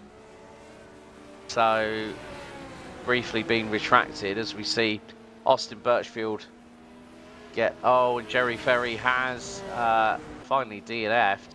The Amber Collective Motorsport number 11 has also ended up out of the race, so we are pretty much nearly at 50% of the field. Here's a replay. I thought I heard some tire squealing though just as we went to that replay, so I wonder if there was something happening Birchfield. live. That was Birchfield. Here's go. Oh, Jerry, this is going to hurt. What, he gets stuck behind the banner and the fence. Well, that's not just a banner. That was a bridge. So I think they did. I think it wasn't programmed into this version of the track that, in reality, he would have been falling on one of the access roads there underneath the track. So regardless, I think the result is that he is for sure gone this time, and it's not just a computer error. Birchfield is, in fact, running away. And apologies, we can't exactly... it looks like the time and scoring is correcting on there. So Beyer is showing on at least the tower here on screen that is correct. So that is good. It's just our timing and scoring remotely here is a bit off. So we'll try and keep an eye on the screen here while Birchfield and Meyer battle for position with our Formula B leader. That is the car directly ahead. Should be a short fight down the straights, but could play an effect as Giovanni probably will, I would assume, wisely let them through where is most convenient, like right there. Yeah, Giovanni currently second in Formula B because Niels is quite a distance in front of him by the chin of about nearly 20 seconds. So Birchfield will possibly have a little bit of clear air between himself and Neil Senkowski in the number 55. Oh, I didn't know whether the steering wheel was going to go left or right as Austin Birchfield came through South Corner at that point. But now they go through into Nordkerher, and then it's into Hatzenbach for another trip down the roller coaster ride. We're on lap 10 out of 15 as Birchfield hangs it wide and loose through into the first part of Hatzenbach, the tail end going to the right hand side, and he's able to modulate that throttle get the power down and get the car flying out of the corner. And Martin Bayer is still closing in. That gap now is 1.4 seconds. Bayer has a lock up and he's on the grass. Oh dear, Martin gets it all wrong there. Unfortunately, and he was catching up. You could tell that both of them were hustling there. Saw mistakes from Birchfield and from Bayer in quick succession. That will do no good and will separate them both by a bit as they do leave Giovanni behind them. Apologies, I had referred to him as the leader. Like you said, it was Sinkowski who leads the Formula Bs just a little bit up the ways. But Giovanni was up at the top before, where now this man in the 55 in his Eve just continues to plug along up to 8th overall. We're really watching with curiosity how high he can go in the final results by the time this one is over. Again, keeping it on the black stuff is probably a bigger factor today than outright speed. Yeah, that's going to be the interesting point. You know, to keep that speed up, he's currently, Niels is now P8, and I did say that he could probably be in the second half of the top 10 by the end of the race. Well, he's managed to hit that by, what, 2/3 distance here, Joe. Got a yellow out in sector 1 for a brief moment as someone else has had a bit of a... Oh, no. Oh, Martin Bayer is a flame. Oh, that is going to be retirement for one of the Scuderia Favero cars, meaning Nicholas Hilbrand will overtake his teammate through the former, going up into flames. Here at the Green Hell, let's have a look at the HRSC replays at full speed. He's closing in, full air, the car skids off. He's understeering, he's off, he's spinning, he misses, he tags Birchfield backwards into the barriers, and the car bursts into flames on impact. Birchfield getting away lucky on that one. A little bit of contact, like you said, but I don't think he hit anything. It depends on how hard that car made an impact with the other. But for Bayer, very clearly, the day is over. Birchfield will hold on to 8th. And like you said, Hilbrand now promoted into the 9th position, but still has a ways to go to get up to Birchfield. And Giovanni probably glad he let that battling pair through so that he wasn't involved in that incident. But now he has to let Birchfield back by again. Well, biggest moment and then biggest incident of the day has happened. And a real shame there for Martin Bayer. We've got 5 laps to go. And Joe, we now have, we're at 50% attrition rates combined between Formula A and Formula B. We're now down to what will be 16 runners, rounded out by David Dezan from Baufield Engineering. Still going at it. Still have a couple cars that are a lap down out here. Where is our leader in terms of that lap traffic? In fact, I think he's overtook some just recently. Or is that Cito? I don't think who that is with him right now that is running. That might just be Cito behind him. Yeah, okay, so it wasn't a car that I saw sandwiched between them on our marching ants here. Birchfield, though, gets the car going once again. And like we said, running in 9th, Niels Sinkowski. The next car up the road in the Formula B should be able to overtake him. And then it's Darren Andrews he's chasing down. Nicholas Kirsten still working on defending from Siemenchich. Now, didn't Yerne go by? Did that swap He did. back around? Yeah. Looks like Yerne had a drama in the second sector, Joe. He lost 3.8 seconds to Nicholas Kirsten in the middle sector on the previous lap. So, hence why the change has happened. Looking now... Yerne just wanted another opportunity to impress us with that move like he did last time. Oh my goodness me, that was heart in the moment, heart in the mouth stuff there, that was for sure. It was just a case of Siemenchich just going for it and doing the old Danny Rick, and got the job done. You know, you have to give credit where credit is due. He got the job done, but I think the biggest thing was that, as I said, you make a mistake like that in the middle sector, and now Simoncic has got to do that all over again. He'll be kicking himself, as I know how much of a perfectionist Yerne can be. You know, he wants to do everything he can in his power to get through, but at the moment, it is still the Brabham Motorsport show at the front end of the field. Bert Knops now with a 26.6 second advantage over teammate in the number 4 car, Sido Vaya, as the team look to lock out a Brabham 1-2 here in the Eifel regions of Germany. And we've got this and another 4 laps to go.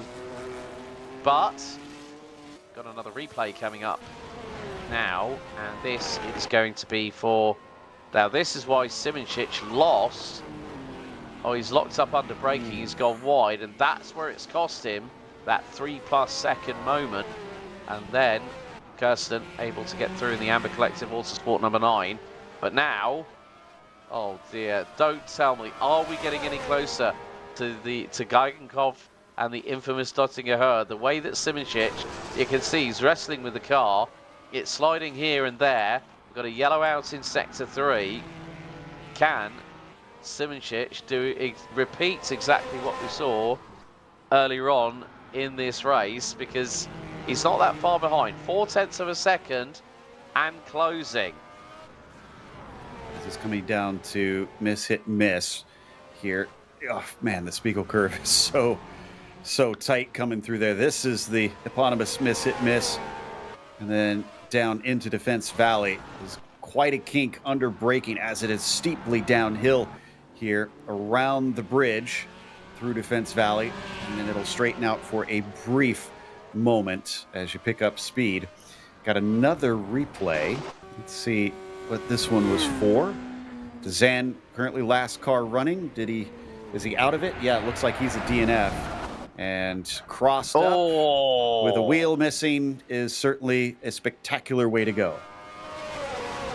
Yeah, that's one way to end up with 3 wheels on your wagon at that point. But again, we're now seeing a lot of these drivers start to struggle, as I said, with the mental and the physical exertion.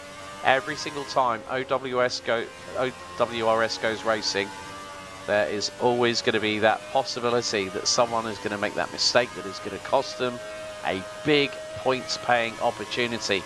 As we ride on board with Yerne Simoncic chasing down Nicholas Kirsten for the final step in the Formula A podium here at the Nürburgring. And there's times when you can actually see that Simoncic a little bit smoother on throttle application, turning in on the brakes.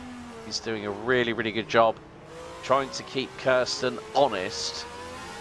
And we're just about to go into the third and final sector of this just shy of 22.4 kilometer course. We're going through the carousel and then heading very shortly into Hohe 8 or High 8, and then it's going to be into Hedwigshöhe, Dippermann, Brünchen, and then of course the famous Eiskurve. But yeah, again, Simoncic just parking the car on the racing line where he needs to. Kirsten knows that he's got to keep his wits about it, because once we go through to Geigenkopf and then on to the Döttinger Höhe, it is going to be the opportunity that Simoncic will have the run on him, but he's got to be close behind. He cannot be any more than half a second adrift, because if he's more than that, the slipstream won't be that potent down the Döttinger Höhe, Joe. The interesting thing about the High 8 that you mentioned is actually a good friend of mine, Mick Claridge, was doing a bike ride across a lot of Europe some years ago, made a visit to the Nürburgring.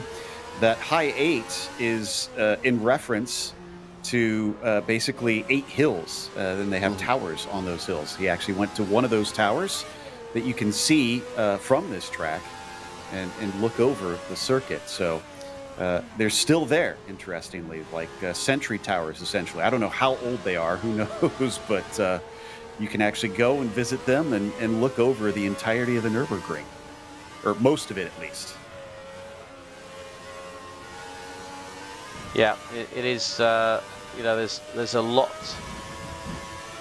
to see around the Nürburgring. You know, the amount of the amount of people that visit it year in, year out. But again, is that a back marker that they're coming up to? I think as they go through the small carousel, and now into Geigenkopf for the run down the Döttinger Höhe. Now this could give Jone Simicic a potential double toe down the Döttinger Höhe. So now they're going through the cambered right-hander. Now it's down the dip. Now hard on the throttle, and it's going to be Declan Brush they're going by, yeah.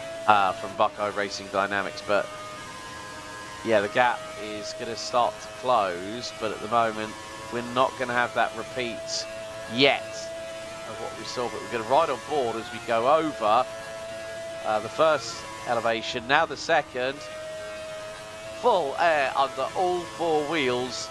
Now at high speed into Tiergarten and Hohenrhein, and then at this point you can hear them hard on the brakes up through this part of the circuit, and more to the point that Simicic is still not done with this battle yet.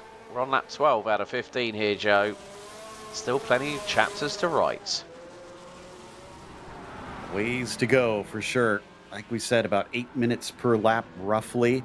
So 3 laps to go, 4 laps to go really here on lap 12. So they still have to complete circuit number 12 around here.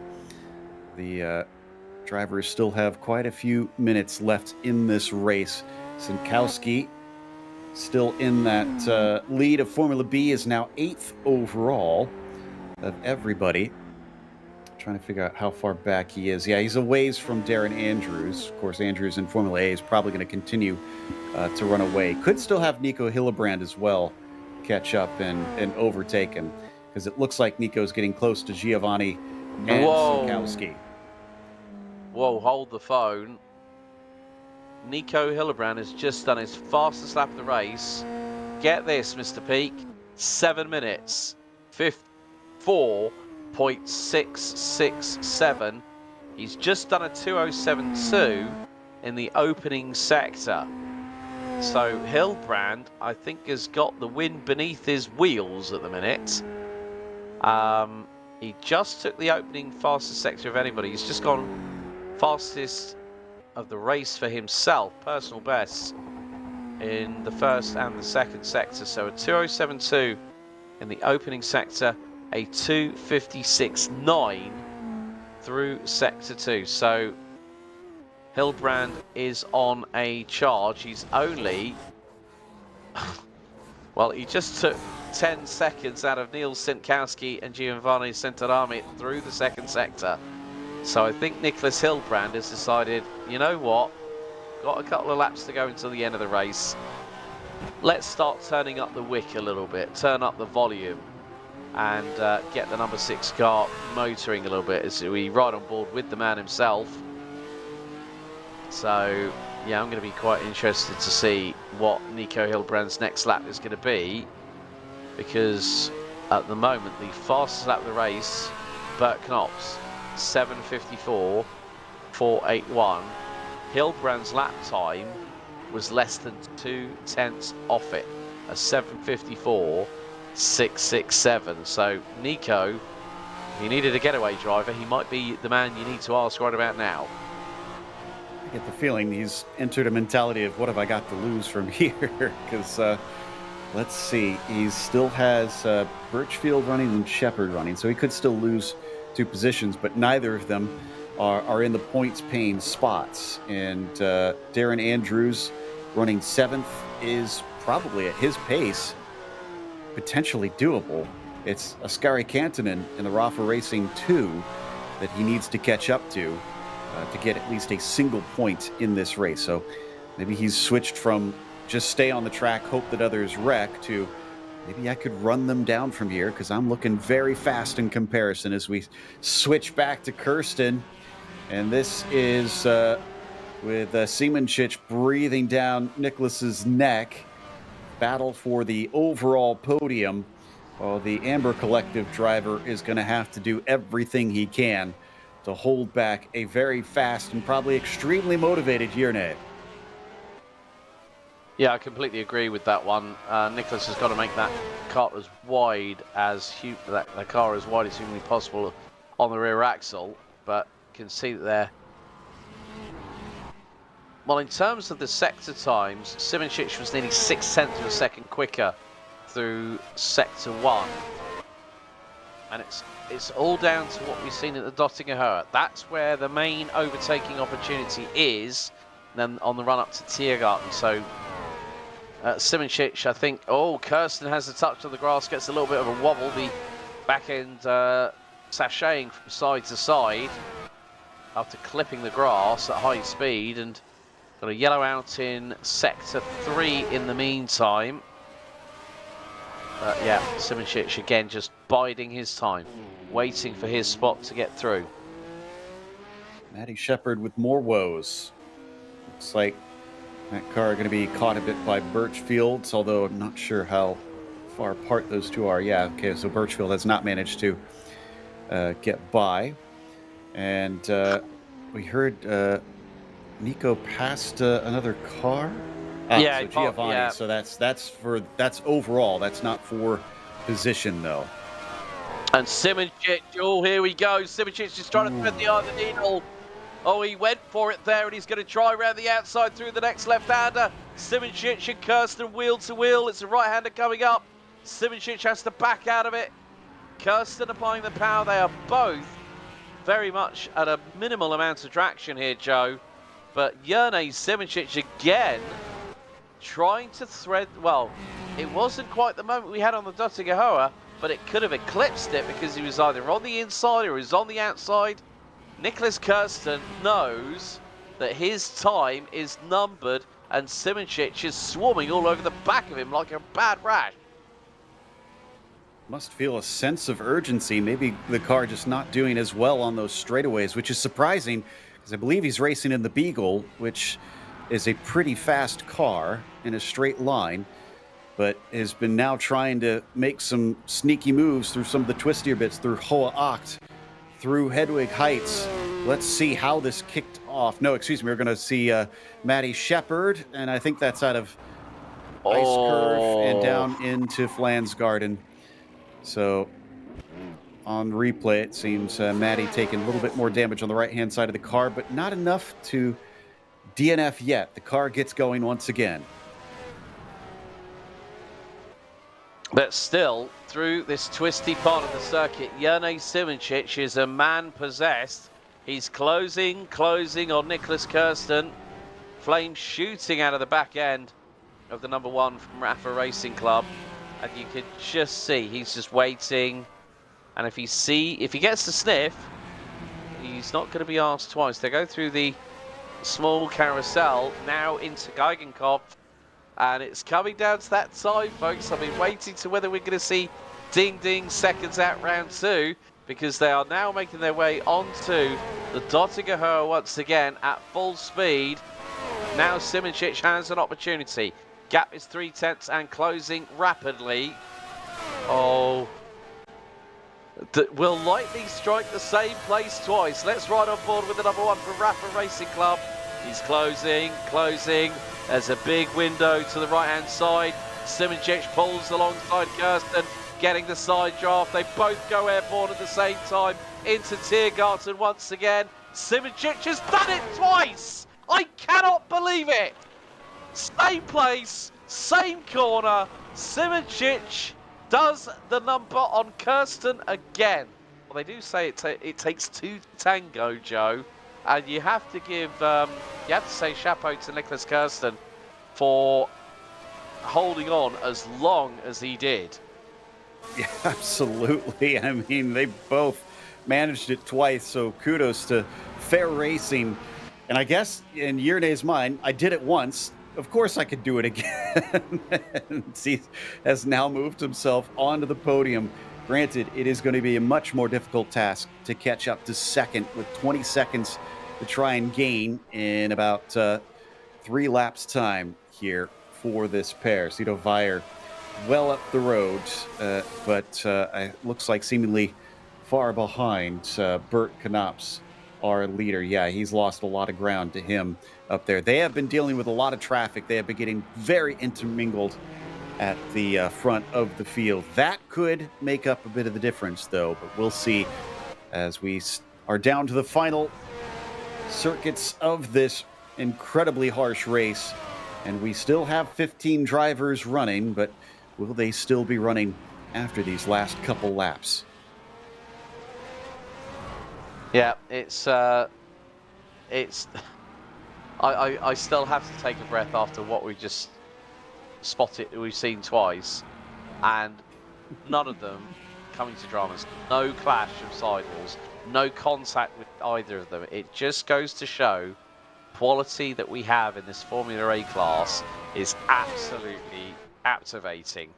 And when I got told by our broadcast director Daniel Costello saying that we're at the Nürburgring, I thought, oh, Nottingham, one of my favourite places in motorsport. And then we have Jerne Simoncic doing the round the outside on the run to Tiergarten, not once, but twice, ladies and gentlemen, twice. I think even when I probably look back at the broadcast a little bit later on, just going, am I actually living this? Am I actually living this? I'm having to pinch myself a little bit here, Joe. It just goes to show how masterful Jerne Simoncic is when, as I said, when he's on his A game, you better watch out, and that's exactly what we've seen twice. And Nicholas Kirsten has had the short end of the stick on both occasions. Probably did not want to have that under his belt twice, but I will say, even though it might not be a case of being fearless for Simoncic, because there's no bodily harm the drivers need to worry about, there is a case that you could argue that is supreme trust in his own abilities on what he can do in the car. Simoncic really demonstrating the skill that he has behind the wheel. Again, a talent that we need to watch out for as the years tick on. So this could net him a podium as we get another issue in Sector 2, which is these cars are in it, but don't know if they're close. So have you spotted something? I'm wondering if it's a little bit further back. Just keeping an eye on the sector times at the moment. Ricardo Mendes, who's in Formula B, has lost about 1.2 seconds to Giovanni Cinturami. Yeah, not too sure, but whether it's Austin Birchfield or Maddie Shepherd, they've yet to break the timing beam for sector number 2. Neither is Declan Brush, so it could be that someone's just had a slight off track, and that will sometimes be enough to bring out a yellow flag in a particular sector. It was quickly on, then it was quickly retracted thereof. So it could be Mr. Glitch, Mr. Austin Birchfield again, for all we know. Yeah, exactly. So we're getting word that internet connection may have triggered it, which does happen from time to time. I want to give some love to Ricardo Mendes as well, because like you said, he's on the podium for Formula B. This has been a quiet but successful race up to this point for the 38 car. So just a tip of the hat to him to kind of just do his thing without really making a big show of it. There he is on screen now, and this is coming towards the end of the lap that he's running. That looks like, down into Flansgarden, out of Flansgarden actually, and up towards Flansgarden 2 now. Yeah, and currently running at the moment P3 Formula B. So Ricardo has managed to weather the storm. He actually started towards the back end of the field, and what we're seeing is that some drivers who are not fully risking it for the biscuit, so to speak, are keeping it going, and Ricardo just making his way through the small carousel. Nico Hildebrand now up into P8 as he has got past Neil Sepkowski. gapped him by a couple of seconds. Make that 1.7. So Nico is absolutely flying at the moment. He's just put in a right. Now I think this is the official overall fastest lap set by, and forget Mr. Glitch Austin Birchfield, who 2:20 will be nullified. But Nico Hildbrand has the fastest lap of the race, a 7:54.237 in that Scuderia Favero. That car is cornering on rails at the moment, Joe Peak, and he is absolutely flying. He did a 2:07.1 in the opening sector, 2:57.2 in sector 2, and then did a sub 2:50 in the final sector. So if Nico did not have those couple of moments and then had to serve 4 minutes 10 seconds down pit road for damage, well, I think he probably would be leading by a comfortable mile at the moment ahead of the Brabham Motorsport drivers, or battling with them at this time. I concur. I think he would have been looking at a potential win today. So going to be kicking himself a little bit, I fear. But Nico's doing a good job. I have to commend him for getting back out there, trying to do what he can. I don't know if he's going to catch Darren Andrews. If this is correct, we're looking at nearly a minute and a half, actually over a minute and a half, up to that 19 car. So that's just way too much, unless we get a mistake from Andrews, which is not impossible. But the chances are looking slim. So there is Darren, currently running 7th, not within the points. They have to go to Canton in there.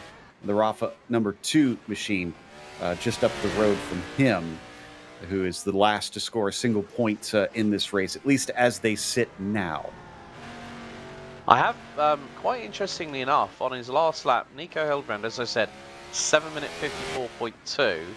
Darren Andrews' last lap, 8 minutes, 10.8 seconds. That, and we've got 2 laps to go, so it's going to be... the math adds up. No, the math doesn't add up, but when you think about it,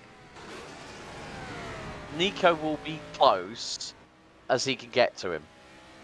That's all I'm going to say on that one. That'll probably be the best part of, I would say, a minute be taken out if Darren does 8-minute 10s for the last 2 laps and Nico continues at the flying pace that he's got at the moment. And Darren, you can see the back end stepping out from side to side, going through corners. He's turning the car in, rotating it, applying the power.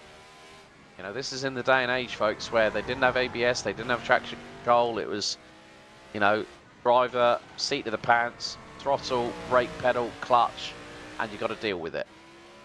It's all analog. Digital didn't come for probably close to a decade and a half later in Formula One racing. Although we say that, the thing that struck me earlier when I was thinking about this point is you think about 15 years between these cars and the next cars, which would have been the early 80s, and how different those vehicles are. Yeah. Think about 15 years ago from now. That's 2010. That's the rate that technology advanced in this era. I mean, obviously we have a lot more now than we did back in 2010, but I don't think it's the difference that we see here between these cigar tubes and the absolute fighter jets that the 80s cars were. No, especially when ground effect was introduced, when a certain Mario Andretti won a world championship with Lotus back in the day. And this is before we saw the return of ground effects back in the early 2020s. So, yeah, I think now Simoncic, now that he's been released from Nicholas Kirsten, he's got a gap now of, what is it, 3.7 seconds and climbing at the moment. So Sidovai is really putting in some quick times at the minute. Nico Hildbrand is again on course, I think, to run a mid to a high 7:55 on this particular occasion. Darren Andrews might be lapping at about the same lap time that he did previously, but yeah, Nico's going to have to console himself with the fact that he got the fastest lap of the race. Yeah, no points, but a bit of bragging rights here at the Nürburgring. But yeah, you can just see that, well, Bert Knops He's what? He's over. He's nearly 50 seconds ahead of teammate Cito Via. So Brabham Motorsport looking rather comfortable for a 1-2 finish at this point. If the race was to finish as it was now, great, groovy. But they still know that they've got probably the best part of what? 30 kilometers of racing still remaining. And anything, as we've seen in this race so far here, Joe, that anything can happen, as we've got 15 competitors out of 33, over 50% attrition rate in this race, and I'm sure that quite a few drivers will be thinking afterwards, glad that's over with. No doubt. I mean, I feel like the checkered flag at this track will see the biggest sigh of relief, maybe outside of Monaco, from the drivers. And if you are going Brabham Motorsports, is that actually related? Yes, that is the actual Brabham family that runs this virtual team in sim racing.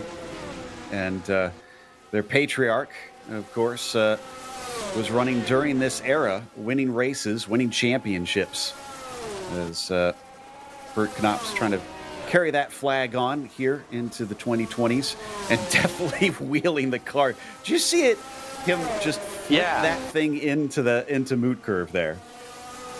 That is exquisite car control, of course, to Jack Brabham, the last driver to win a world championship in a car bearing his name as a manufacturer. Of course, Brabham Motorsport now run by his son David, Le Mans winner, ex-F1 driver, and yeah, I think it's really good when you've got two stalwart drivers like Bert Knops and Cito Via, part of the Brabham Motorsport family.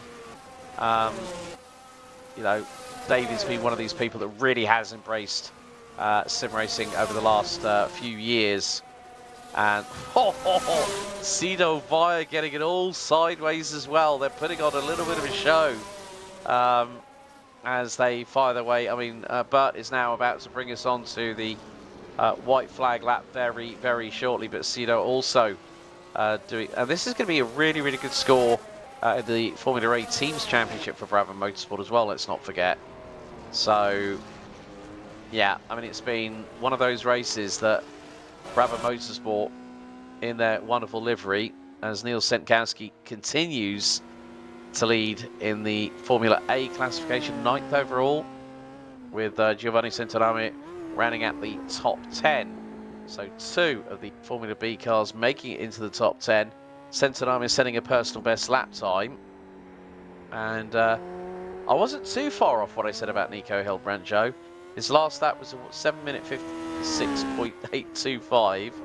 And he was nearly 13 seconds quicker than Darren Andrews in P7. And the gap has actually come down to about 50 seconds. But yeah, I mean, you have to say that everyone that has got to this stage of the race, as we are set very shortly to go on to the final lap. There is the race leader, the number 5, Bert Knops. There was Ricardo Mendes. Oh, Ricardo Mendes has lost it with a lap and a bit to go. The Magno Autosport number 38 in Formula B has got 3 wheels on the wagon and becomes our 19th retiree of the race. I cannot believe that. Replay coming up now. And Ricardo had done really, really good up until this point. And we're going to see what happens here. Turns it in. Oh, on the grass. Bang. Pinballs between the barriers on the bridge. And he hit the traffic side as well. Definitely banged off a few things, and no wonder it's not able to continue from there. I shouldn't have said anything, because I did mention he was doing a good job with a podium. Meanwhile, Bert Knops is, this is not for position. I think that's Austin Birchfield behind him. Yes, it is. Yeah. That's Austin behind him. Is he trying to get his lap back, maybe? Who knows? Was he recently overtaken? Not sure. Well, he's not going to get it that way as he nearly hits the inside wall, coming back onto the start-finish straight. The white flag is out. We have one more to go here to wrap this one up. Declan Brush, by the way, I believe will inherit third in Formula B from Mendez. Yeah, that is a real shame for Mendez, who, as you said, Joe, before his untimely demise of his own making, retires from, I think he was as high as 12th position. He was actually 11th ahead of Austin Birchfield. So, yeah, it just goes to show that, as I said, it doesn't matter what lap you're on at Nürburgring. You could be halfway through the final lap of the race. If you strike trouble, that's it, game over. And we just seen that personified by Ricardo Mendez's unfortunate pinball wizardry, which meant that there were 3 wheels on the wagon and the guy was out of the race, out of a Formula B podium on 3rd position. So, yeah, it's just got to be the case of Bert Knops has just got to bring that car home. Meantime, Nicholas Gersten is losing time. Jerne Simoncic, however, look at the gap. At one point it was double figures. It's now 6.3.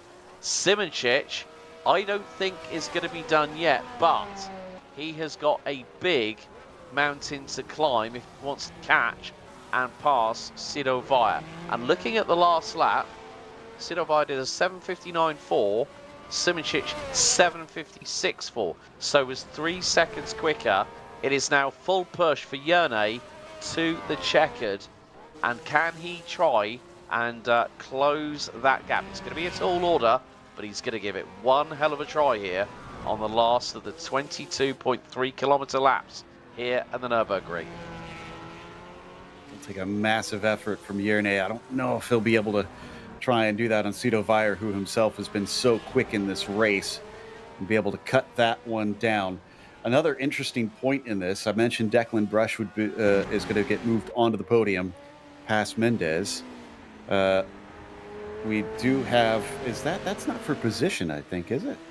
No, I don't think so. No, okay, I was going to say, Antoni in the number 50, he's been running last of everybody still running for quite some time. He has a chance to maybe wind up on the podium. If Brush has an issue now, the 50 car could wind up, again, like I said, just by attrition, coming out with champagne today. Yeah, anything's possible, especially here at the Green Hell. And to be honest with you, I'm not counting my chickens here, Cho, because anything is possible. They are making their way down the Dottinger as we speak.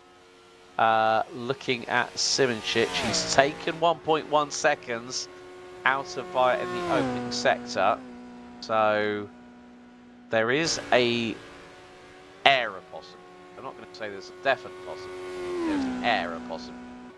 But it depends on how hard Jerne Simoncic wants to push, or whether he wants to consolidate with the 3rd place finish after what has been a taxing race. Declan Brush going through the grass and mowing it at the same time with the front nose cone of that number 32 Buckeye Racing Dynamics vehicle as he comes out of the final corner and onto the start and finish straight.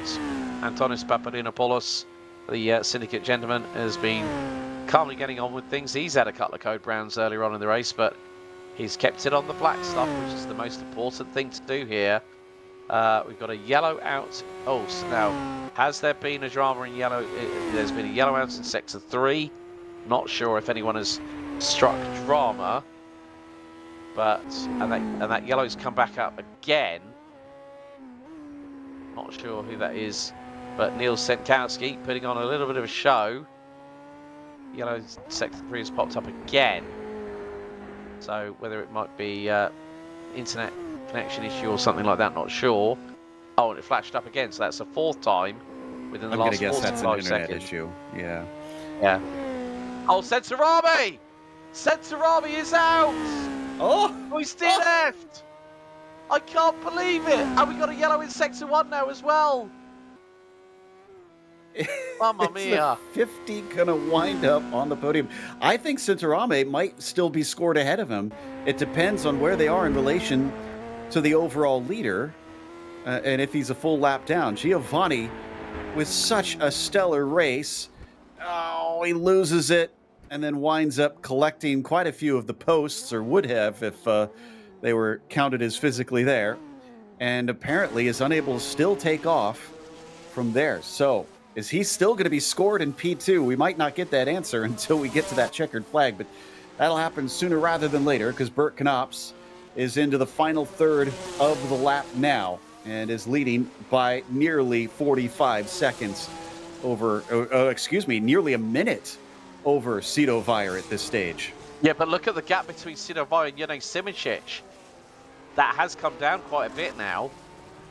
And there is Simoncic coming out of the carousel. And look, I can see Vire was in the same shot just a moment ago. So it's 3.7 seconds. There he is. There he is. Wow. It's coming down. So Simoncic has got the fire in the belly, well and truly lit. Gap now 2.8. Simoncic took 2.5 seconds out of Cito Vire in that middle sector. There is that modicum of possibility might still happen, but it depends on how hard Vire pushes, and if he makes a mistake, that's it. Simoncic will be through. 2.8 seconds. We need to give a nod. This is going to be close. This is going to be close too. We need to give a nod to Kirsten at how much Nicholas affected this race for P2, because you think if Yerne had managed to get by, even half a lap sooner, he would have been much closer to try and fight for this P2. But now it's coming down to the wire instead. Cito Vire maybe going to have to send a little bit of a thank you card to Nicholas for how much he held up his rival. Yeah, that interval is starting to pendulum swing between the pair. So, but it just depends on how much he wanted to push and whether he might have been told by the team, look, Yerne, get the P3, don't chance it. I mean, if he was a second and a half behind, you could understand it, but with it being 3 seconds, it's going to be close. But Bert Knops is not that far away from the checkered flag and is close to taking the victory as Cito Vire comes through the small carousel before heading into Geigenkopf. But Bert Knops is about to cross the line very shortly, Joe. Yeah, Bert Knops onto the main straight now. Checkered flag aloft, and it's a win for the 5 of Brabham Motorsport.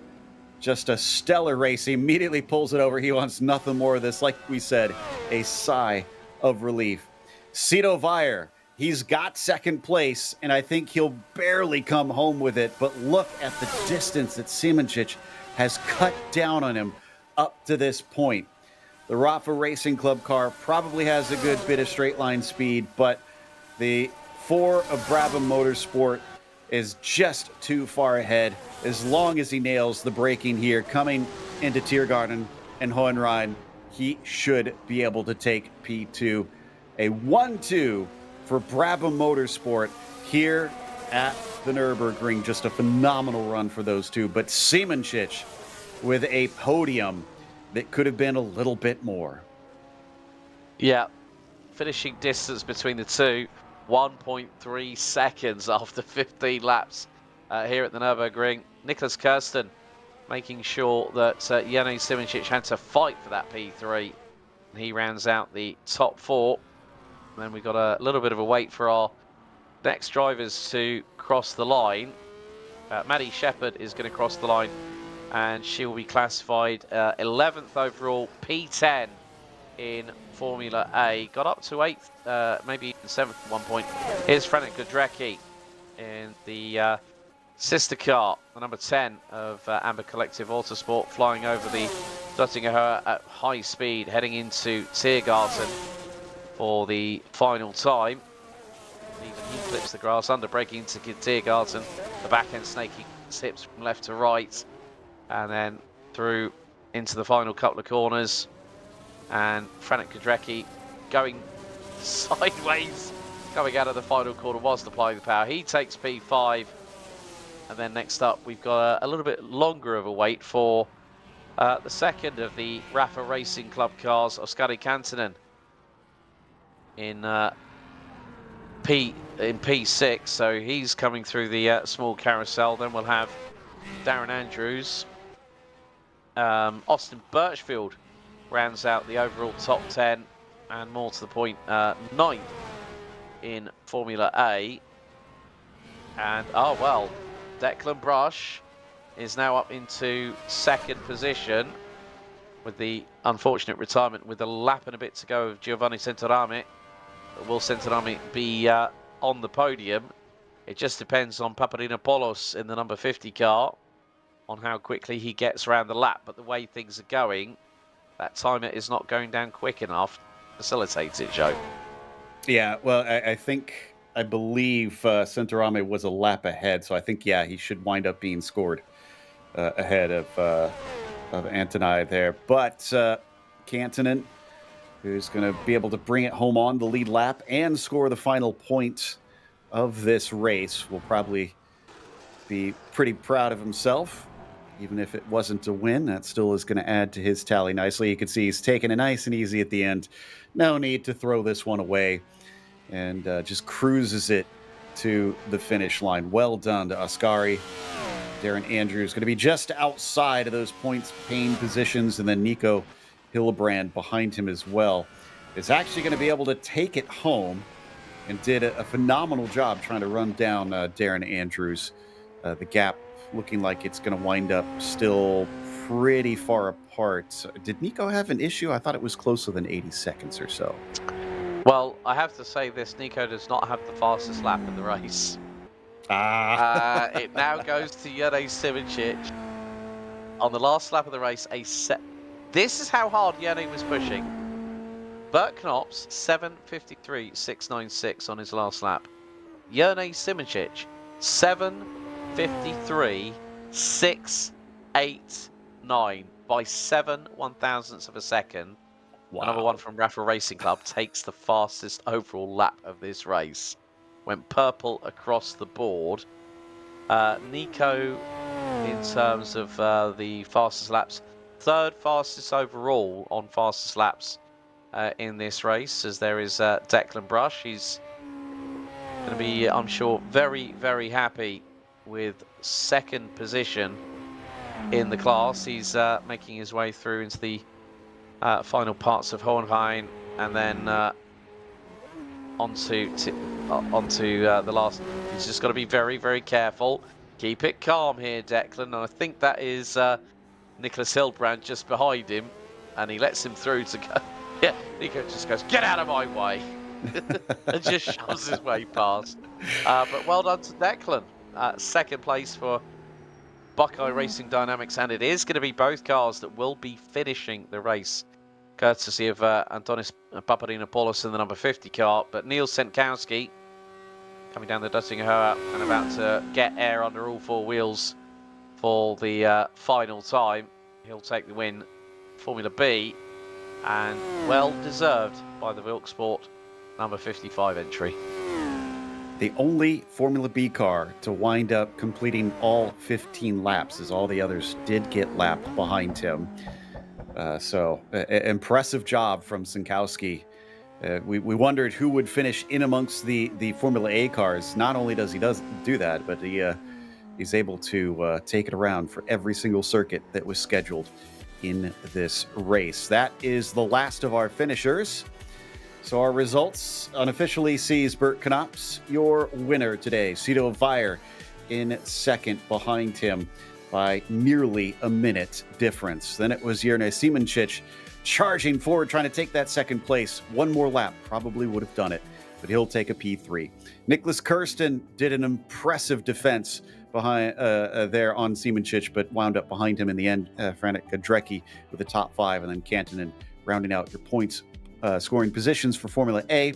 You got Darren Andrews taking 7th. Nico Hillebrand very fast, but not clean enough, unfortunately, to only wind up 8th.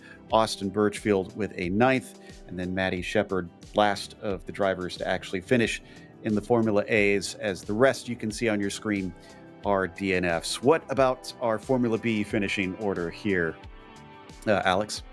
Well, Neil Senkowski making it to the checkered flag, finishing 9th overall, did all 15 laps. And according to this, it looks like Giovanni Santarami has, even with the DNF, actually ended up ahead of Declan Brush. According to the results you see on your screen, Declan finishing a lap down, Ricardo Mendes, and then you got David Dezan, Oliver Day, Timo Weber, Yuko Narhi, Matthias Sessela, Chris Okuda. But you know, you have to say that there was a lot of attrition in Formula B. I mean, Larry Salmon and Robert de Vries, Steph Hermans, Ale Mansurov, Jared Rion being the only driver to be DQ'd for replacing a missing tyre. So, but Setkowski did the business. Every single lap from the number 55 Wilk Sport driver was complete perfection. He got it to the checkered and matched Formula 8, which is very difficult to do. It really is. Would love to hear some thoughts from some of the drivers, because it was a real test out there, and just to see if anybody has anything left in them, anything left in the tank. Sounds like Nico Hillebrand. So this is going to be an interesting one, because Nico did not have the clean race I think he was hoping for. But I guess the consolation to take from this, Nico, is it looked like the pace was there. But what was your downfall ultimately on this? It's a very big problem that our team has had issues with my car over the season. Massive cranial failure. It's completely on me. It's completely on me, honestly, as Mr. Costello recognized the joke after a few seconds. Wonderful. But yeah, I just overcooked it after carousel on lap 2. I mean, it's a stupid moment there. It's a stupid corner. I hate it. But luckily I didn't take out the Brabham guys or anyone else. And after that, the tires were basically cooked already. And I thought I cooled them enough in the following laps.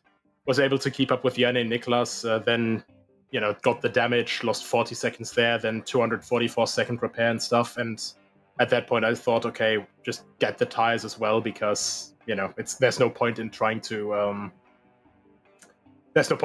carry on with the completely cooked ones. And the pace was there in the end. I think if I calculated it up all correctly, I would have finished ahead of Zido if it wasn't for incredibly medically induced skill issue from my side. But yeah, congratulations on everyone. The Brabham boys, to Janne and Niklas, they ran a fantastic race. And let's hope. I mean, my fiance's family is from the region of Pescara, so hopefully in the next race I'm gonna be finally able to redeem myself at least a little bit, even if I got a point here. I guess a little bit of personal pressure on that one. Talk about the catching up to Darren Andrews at the end, because we were watching that and we thought, okay, he's just going to try and bring this home. But you were running pace with Bert Knops there at the end. Was that you trying your best to see if you could at least get that P7? I knew that I couldn't catch up. Like the overall fastest lap difference between Darren and I is 15 seconds difference, and he was running a bit more comfortably. I was running honestly on full aggression, because at that point, up until Martin DNF'd, I basically was just fighting to get back into the points somehow. I knew I couldn't catch Darren, but that was basically just to prove to myself that I can go that pace from the lead, even if I wasn't able to show it earlier. So just a bit to prove to myself in the end. I can understand the psychological importance on that. Well, again, commiserations, and hopefully we will see you in good results at Pescara. Yeah, thank you very much. I mean, fun race in the end, very good circuit in the end. I mean, we're also looking to bring a better version of this circuit soon into RF2, one that's quite highly acclaimed on Assetto Corsa 1, so looking forward to that. And thanks to everyone taking part, to everyone watching, and to you guys as well for giving us a stellar broadcast as usual. Thank you very much. That was Nico Hillebrand, who has to settle for 8th today. Next, we have our winner, Alex, talking to our Formula B victor, Niels Sankowski. Well, Niels, firstly, congratulations. Finishing really, really well up the order. P9 when the dust had settled, and managed to match all for the Formula A finishers that managed to make it to the end of the 15 laps. How are you feeling after that one? Because we did see that there was a little bit of a battle emerging between you and Giovanni for the race lead. Just talk us through how the race went from your perspective. How I'm feeling is exhausted. mentally more so than physically even. Keeping the concentration up over those 2 hours, not easy. But yeah, first lap, I couldn't really go my pace in the lead of Formula B because we had still the Formula A cars squabbling in front of us, and Giovanni stayed with me then, close enough that he could pass me on the Döttinger Höhe. In lap 2 he made a little mistake exiting the Adenauer Forest, so I was able to get by him then again, and just slightly faster than him, being able to build a lead over the next few laps, and just at some point the lead was up to like 10 seconds where it was really just bringing it home, which didn't really work. Yeah, Giovanni did hit trouble. He actually had a massive moment and took one of the wheels off the car, I think just over a lap from home. So yeah, it was a really good initial battle, but of course this track here at the Nürburgring, we know in this particular format it's not easy when you're pushing 260 plus kilometers an hour down the Döttinger Höhe, and then you get that massive lift of air underneath the chassis, so you've got to sort of just hope that the car sticks when it hits the tarmac. But yeah, like you say, completely toasted after that one. But you know what? We're going to leave you to it. Well done. Congratulations. And we'll see you next time for more Formula B action. So congratulations on the win here at the Nürburgring. Yeah, thank you. And congrats as well to everybody that managed to get through it. So that was our winner in Formula B, and that's going to close us out for today. And this went pretty much how I thought, but we got moments that I definitely wasn't expecting. Like we said, I mean, a few of those clips need to go on the highlight reel for the season. Alex, what are your thoughts on how this went down? I think that Brabham again showed their strength with Bert and Sido, but you have to think of the moments between Nicholas and Jerne, where we had it twice down the Döttinger Höhe at over 280 kilometers, 300 kph, and they both get air at the same time, and he makes the pass on exactly the same corner. Only a talent like Jerne Simoncic is able to facilitate that. And I think if we saw 2 other drivers, we could have had a very different set of circumstances, maybe 2 spectacular DNFs. The biggest DNF we had was obviously Nico's teammate, Martin Bayer, the only car that ended up backwards into the barriers, bursting into flames, catching the end of Austin Birchfield.